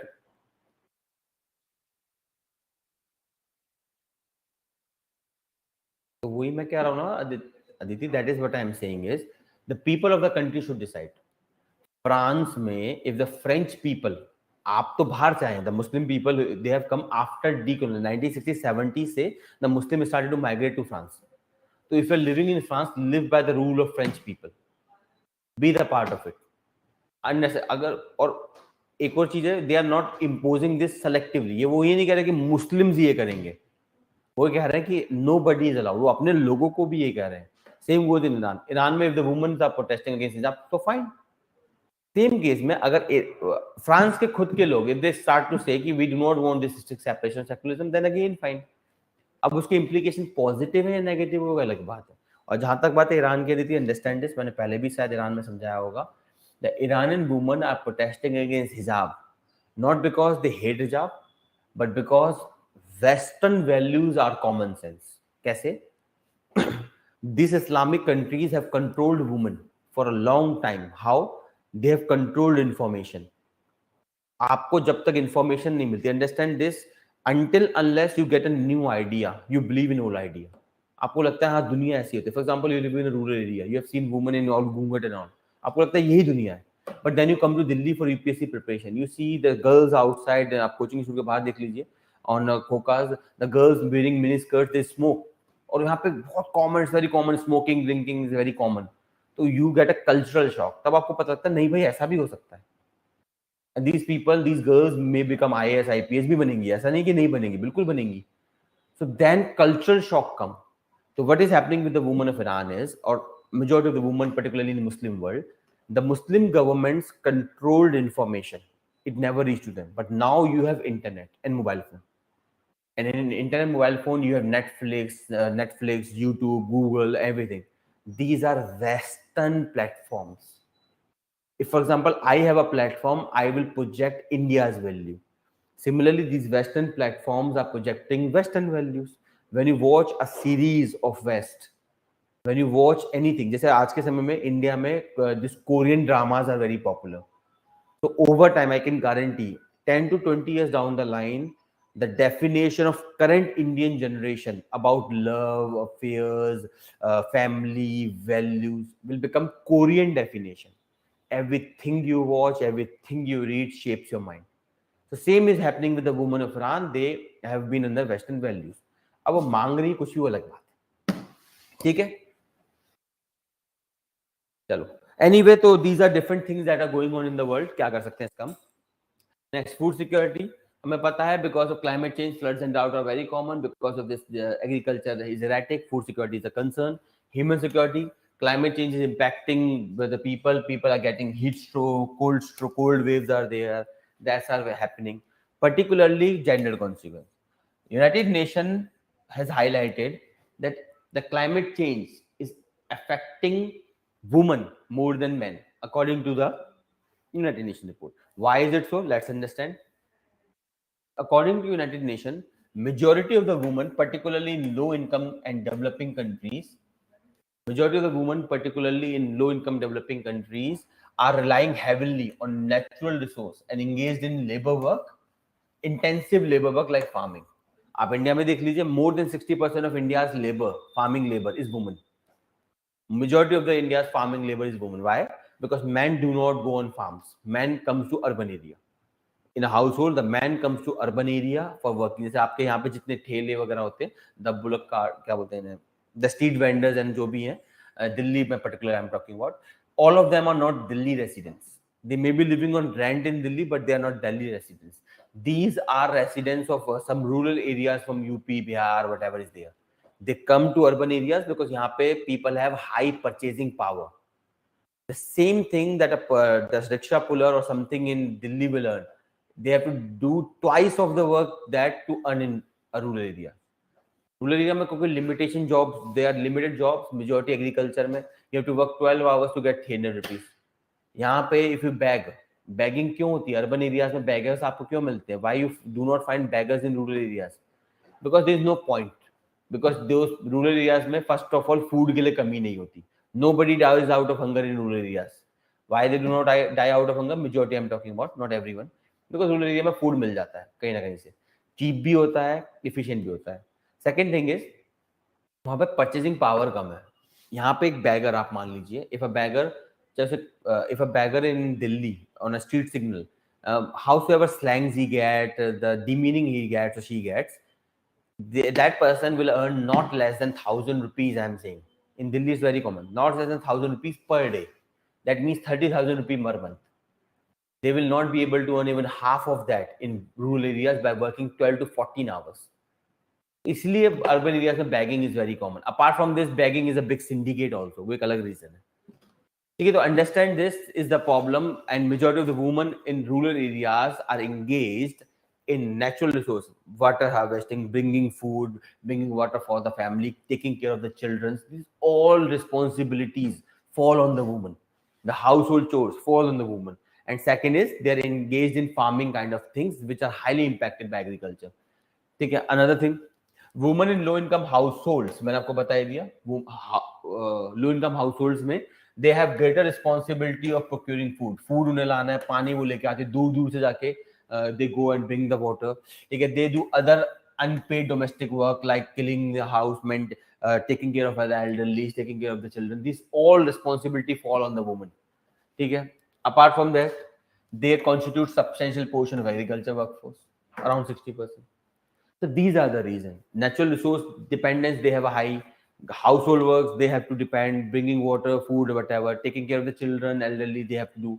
Substantial portion of farming labor, they are the farming labor. Because of this, all these things are impacted by climate change. And because of this, the women are, according to United Nations, are the biggest sufferer of this climate change. That's why there is an argument that in every climate negotiation, there should be a special component for women. अब अभी तो नहीं है, but ठीक है, जो भी है, ठीक है, please remember this. Or there is a study, the same study of United Nations highlights that 80% of the people who are displaced by climate change disasters are women and girls. अब इसमें अब क्या कहें इस बारे में हम, but it's a fact, sad fact है, but fact है. Whenever a society loses stability, कोई भी society हो, जब भी उसमें stability खत्म होती है, the children and the women are the biggest sufferer. War हो, आपका, for example, Ukraine war, there have been numerous reports that some soldiers are involved in mass rapes there. ठीक है, आप Rwandan genocide में rape was used as a tool of systematic genocide. A single woman was raped by not less than 300-400 people. Same अब बांग्लादेश में आप देख लीजिए, same आपका this म्यांमार में, recent में म्यांमार में that Rohingya Muslims, the big drama happened. The Rohingya Muslim came toward particularly a large number of them are settled in Bangladesh. There is a documentary on that highlights that majority of the women in that are engaged in prostitution, forceful, sexually violent prostitution. Willful prostitution नहीं, जैसा आप America में देखते हैं. America में जो prostitution वो अलग है, that is willful, properly paid. यहाँ पे forceful है, and उसके अलावा मैं क्या बोलूँ. So this is the problem. Same is climate change. So majority, whether we like it or not, it's a sad reality that whenever society loses stability because of war, aggression, lynching, जो भी हो, कोई भी reason हो, चाहे climate change हो, women always become the biggest sufferer along with children. They are always the biggest sufferer. तो ऐसी कहानी है. आप देखिए 2015 का earthquake of नेपाल, ये भी बहुत अच्छी है, जैसे मैंने आपको बताया, रोहिंग्या मुस्लिम्स का बताया.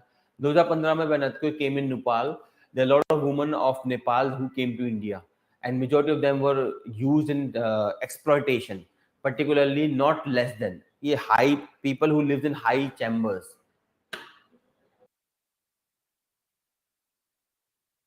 नहीं, वो तो है ऋतिक, वो ये तो हम जनरली पढ़ रहे हैं. This is we are studying in world context. India के कॉन्टेक्स्ट में जब होंगे उसके अलग रीजंस है. इंडिया में मेजॉरिटी रीजंस तो यही है, Indian infrastructure is very इनएडिक्वेट. India से डेवलपिंग कंट्री में इतना इंफ्रास्ट्रक्चर है भी नहीं, और भी ड्रामे होते हैं. जैसे यहाँ पे अब नेपाल वाला केस जब मैं बता रहा था, 2015 में नेपाल में अर्थक्वेक आते हैं, तो since then there have been report a lot of women in Nepal because earthquake में a lot of things happened, and Nepal is an LDC, least developed country, so they have been trafficked particularly. And कौन मांगता है इनको? Obviously बात है, the rich people including bureaucrats, politicians, they want them, they demand the virgin thing. Let me take an example. Saudi Arabia, the so-called Islamic country, this talks about so much about women's rights, women dignity and all. Saudi Arabian embassy official was in India. तो understand this, all embassy officials are protected. उनका घर जो होता है it's like a foreign territory, कोई police enter नहीं कर सकती. Delhi police, some NGO reported to the Delhi police that there are some women, Nepali women who have been trafficked from Nepal, are being kept as sexual slaves in a house. Delhi police की local branch थी, उन्हें पता नहीं था. अब SHO को इतना नहीं पता होता, दीज आर स्मॉल ऑफिसर्स, उन्हें इतना नॉलेज नहीं होती है. But they did is they raided, they went into the inside of the house of the Saudi Arabia diplomat and they rescued those women. It became a big international drama because understand, it's a violation of Vienna Convention. Vienna Convention has been signed by the country under which all embassies and the houses of embassy officials is a protected territory.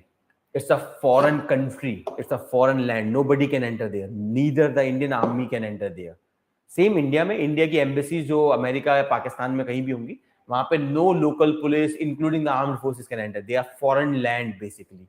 But यही हुआ, we entered there, बहुत लंबा drama बन गया.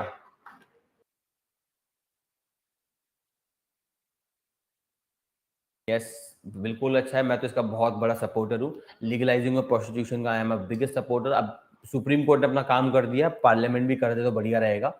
Understand this, I am not supporting prostitution, I am supporting the women who are victim of prostitution. दोनों में फर्क होता है. I'm not saying become a prostitute, I am saying even if those who are prostitute, they have right to dignified life.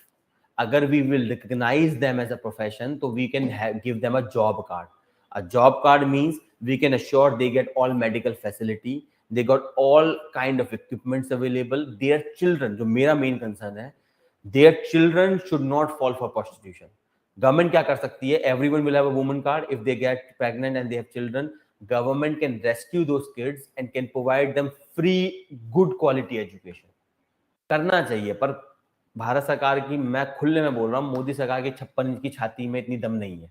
क्यों नहीं है? Because politician के साथ एक प्रॉब्लम है. सुमेल, लीगलाइजिंग इसलिए बिकॉज लीगलाइजेशन का एक रीजन है, बिकॉज प्रोस्टिट्यूशन को आप एलिमिनेट नहीं कर सकते हैं. मैं इकोनॉमी से आपको समझा देता हूं. Anything that has a demand will always have a supply. Prostitution is not happening because women are to be used as sexual object. It is because there is a demand of women. And who demand this? Of course the so called rich people. I am talking personally, I know a lot of people. Delhi police की मैं बात कर रहा हूं, who are of high ranking officials. मेरे दोस्त हैं, कुछ बताते रहते हैं कहानियां बढ़िया बढ़िया. Those people, and particularly in trafficking areas, they have a cut कि whenever a new girl come, it must be delivered to them first. और ये कुछ छोटे मोटे लोग नहीं, मैं बात दिल्ली पुलिस की कर रहा हूँ. Delhi police high ranking officials हैं इनकी, और it is with all problem. मैंने आपको सऊदी अरेबियन ऑफिशियल का एग्जांपल दिया. Who are these people who demand these women? These are highly rich people and connected people. And fundamental rule of economics, whenever there is a demand, there will always be a supply. It's economics basically. Or prostitution has been in existence since antiquity. Prostitution and politics, दो ऐसे profession हैं, they are since the birth of humanity. अब comes to your answer. I want that we should eradicate prostitution. But problem ये है, we cannot. And something we cannot eradicate, we should regulate, ताकि हमें ये तो पता रहे कि who is the victim. If we regulate prostitution as professionally legal profession, तो हमें पता रहेगा how many women are working there, they will have a job card. So anyone who does not have a job card can be rescued by the government. अभी हमें पता ही नहीं होता है. There are so many prostitution areas, हमें पता ही नहीं है who is present there. And prostitution areas are everywhere. There's a saying, you can go anywhere in the world, you may not find water, but you will find a prostitute. समझ में आ रहा है why I'm saying we should legalize it? ताकि हमें पता रहे who are involved there. We can regulate, we can protect, and most important, we can provide them facilities. जैसे आप बिहार का एग्जांपल लीजिए, लिक्वर. बिहार में liquor is ban, alcohol is ban in Bihar. It is available in every street because there is a demand of liquor. If there is a demand, it doesn't matter what you do, there will be a supply. Prostitution was never legal in India, Samartha, never. Until Supreme Court judgment, prostitution was itself never legal.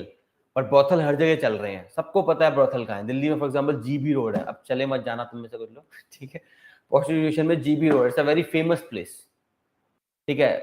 Red light areas बोलते हैं, दे everyone knows. और यहाँ पे एक और है, मजनू का टीला बोलते हैं उसे।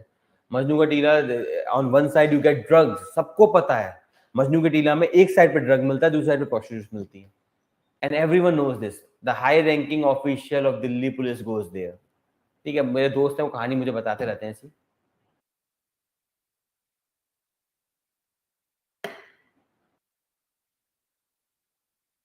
इकोनॉमी है, मैं फिर बता रहा हूँ, विद इकोनॉमी है, डिमांड है।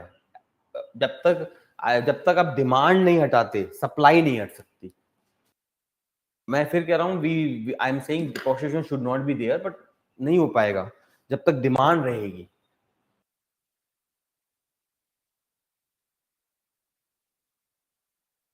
नहीं यार, ऐसा तो नहीं है, डिपेंड करता है what kind of.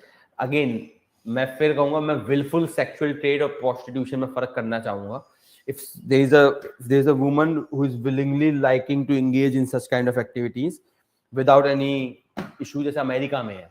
I am a highly libertarian person, पहले मैंने आपको बताया हुआ है। I prefer individual choices, morality society की नहीं चाहिए मैं।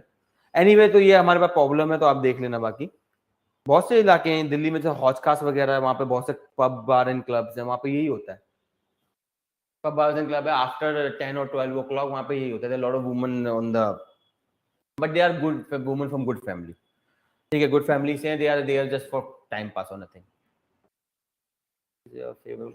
The government that care about people, the favourite kind of government is the government that care about people, the government that care about Hindustani rather than Hind. चलिए आगे देखते हैं, anti polygamy law, another important thing.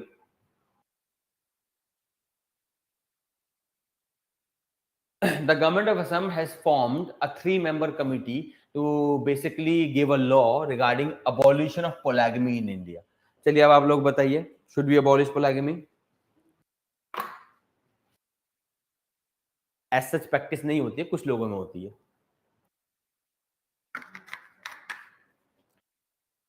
तो इसमें मैं एक summary के form में बता देता हूँ।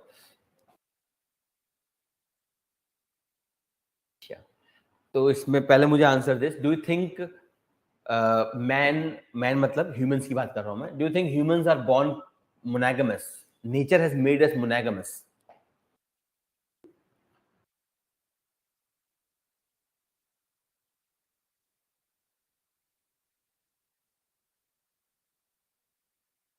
फर्स्ट यस अच्छा, नहीं, नेचर ने हमें मोनोगामस नहीं बनाया है। हाँ वही मैं कह रहा हूँ, ये हिपोक्रेसी है। अब जैसे मोनोगेमी जिसकी आप बात करो, उसमें क्या होता है, हर देश में यही है, you can not have more than one wife at one time. Divorce करो, दूसरी कर लो। For example that Donald Trump, उसके साथ 4 या 5 बीवियां रही हैं, ठीक है। देयर लॉट ऑफ पीपल जिनकी कई बीवियां रहती हैं। Remember, there are two kind of polygamy: polyandry and polygyny. Polygyny means one male, multiple women.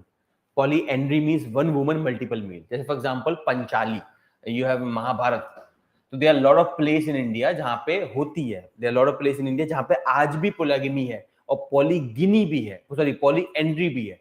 Some tribes of India still practice polygamy even in the form of polyandry. Polyandry means one woman multiple husbands। और ये particularly पाया जाता है आपका हिमाचल प्रदेश वगैरह में भी जगह है जहाँ पे आपका पांचाली वाला सीन है। There is a myth that Pandavs during their exile they stay in that place in Himachal Pradesh somewhere. तो वहाँ के जो विलेजेस वगैरह, वहाँ पे पॉलीगिनी होता है, वन वुमन होती है and she marriage to everyone in the family. जितने जितने ब्रदर्स होते हैं सबसे उसकी शादी होती है, ठीक है। So understand this, there are lot of customs, there are lot of practice. मेरा इस पे कोई खास स्टैंड है नहीं। अबॉलिश करना है कर दो, नहीं करना मत करो, कोई खास फर्क पड़ने वाला है नहीं। Because if somebody has to do, somebody will do, आप रोक तो पाओगे नहीं। अगर मोनोगमी यू विल इन्फोर्स तो सीरियल मोनोगमी हो जाएगी, marry one, divorce one, marry another person. तो इससे कोई फर्क नहीं पड़ेगा। बेस्ट ये रहेगा इस सब ड्रामे से अच्छा, increase education, increasing education, increasing rights, making particularly women education ये चीजें ज्यादा बेटर रहेंगी। बाकी मेरा कोई खास स्टैंड इस पे है नहीं, रखो मत रखो मर्जी है, ठीक है। Polygamy is a marital practice characterised by act और custom of maintaining multiple spouses simultaneously. Polygamy in India अगर आप देखें तो इंडिया में लगभग government data shows that polygamy cases in India decrease from 1.9% to 1.4%। तो anyway it's a very depend, ethical values are very subjective idea. इसको मैं जल्द, इंडिया में पॉलीगैमी बस ये देख लीजिए, ऑलरेडी इंडिया में लॉ है। आईपीसी कोड जो है it criminalize polygamy specifically under section 495 and 494 and 495। हालांकि Muslims have been exempted, Muslims in India have been exempted, but इसका मतलब ये मत समझिएगा कि that Muslims around the world have multiple wifes. इसलिए मैंने इसमें मैप डाला है, you can watch that, see that, sorry. Hindus में आपको पता है हिंदू में पॉलीगैमी नहीं होता। Under Hindu marriage act polygamy is crime in Hinduism. A Hindu spouse cannot remarry until the first marriage is terminated. तो serial marriage allowed है, serial gamy allowed है. You can have multiple wives but in series, not at the same time. Polygamy allowed नहीं है. And this law, the Hindu Marriage Act, applies to Buddhist, Jain and Sikh also. I told you there are sub branches of Hinduism. Christians and Parsis में भी allowed नहीं है. Polygamy has been abolished among Christians through the Christian Marriage Act and Parsis through the Parsi Marriage and Divorce Act. तो इनमें भी allowed नहीं है. Only Muslims में अलाउड है. मुस्लिम्स में under Muslim personal law application act Shariat 1937 British law. In this, Muslim man can marry and maintain up to 4 wives concurrently. However, this allowance does not extend to Muslim women. तो मुस्लिम woman नहीं रख सकती. पोलीगिनी नहीं है, polyandry है. Law for everything, but still people consider it.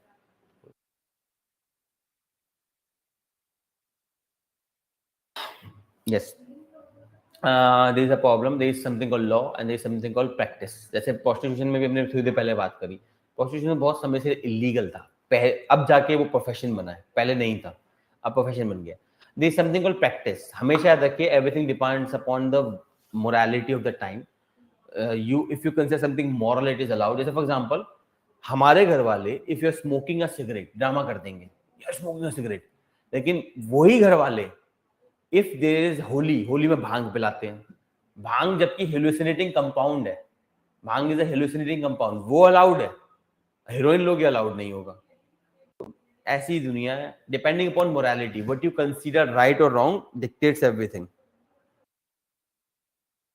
चलिए, anyway I have another class to take, तो मैं जल्दी से इसकी समरी कर देता हूं. तो ग्लोबल प्रैक्टिस इन पॉलीगैमी आप देख लीजिए. मोनोगैमी क्यों और कैसे पैदा हुई, जल्दी से let us see. Because police को कुछ पता थोड़ी ना होता है, पढ़ते लिखते हैं कहाँ ये लोग. For example section 66A information technology act का बैन है, आज भी पुलिस में FIR लिख लेती है. ऐसी है दुनिया, क्या कर सकते हैं. हालांकि आप पढ़े लिखे हो तो you can help them. Anyway, the modern monogamous culture has only been around just for 1000 year. याद रखिएगा, as a fact, humans are not born monogamous. Because understand this, nature never do anything without any confirmation. अगर human monogamous होते तो nature would have made a process in which once you mate you can not remate again. एक बार आप mate करते हैं तो you can not mate with another person. तो अगर नेचर मोनोगैमस बनाता ह्यूमंस को तो वो पक्का कुछ जुगाड़ बनाता. Because there is nothing like this in humanity, is clear state. और ह्यूमैनिटी का इतिहास रहा भी नहीं है. Monogamy is very new. It emerge just around 1000 years.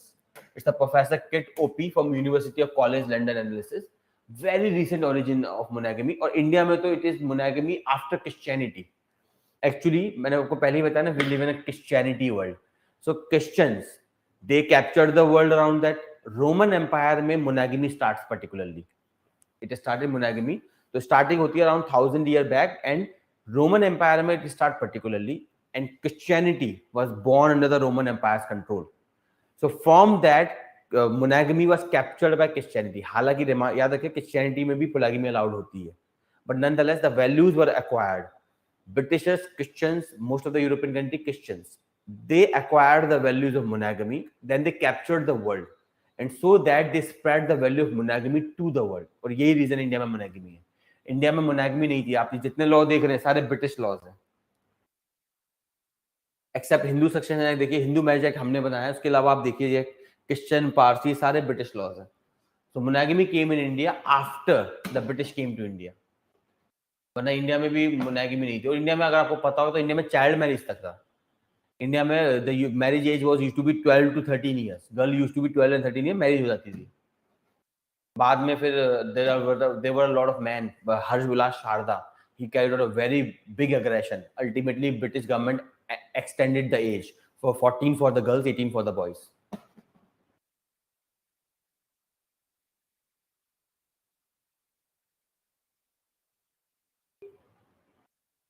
अच्छा चलिए, मेरे पॉलिटी की भी क्लास है, we have to do the polity class. तो इसे एक बार पढ़ लेना, इसमें कुछ खास नहीं है, बस याद रखिए मोनोगेमी नेचुरल नहीं है बट सोशल कस्टम बन गया है, पर तो उस पर डिबेट कुछ होनी नहीं चाहिए। और कितने लोग मोनोगेमी प्रैक्टिस करते हैं ग्राफ बताता है, नॉट मोर। देखिए आप पुअर कंट्री, पोलागेमी में एक चीज देखिए, जो पुअर कंट्रीज है वहीं पोलागेमी है। Polygamy is more in the poor countries, जबकि इंडिया में it is less than 0.1। Islamic countries which have polygamy as a legal provision, majority of the people do not have them. Always remember, economy dictates everything. Ritik, child marriage is very obsolete in India. It's very low. चलिए anyway ये news ऐसी हो गई। ठीक है, with that note we shall, it can still prevalent if the custom of that area permits it, depending upon which customs and allowed by the local administration। और Hindu marriage act में state amendment कर सकती है। Hindu Marriage Act is a union law. State if feel they can amend.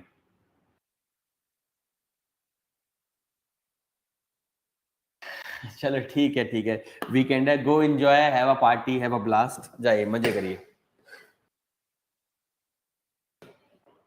Bye bye, very welcome everyone.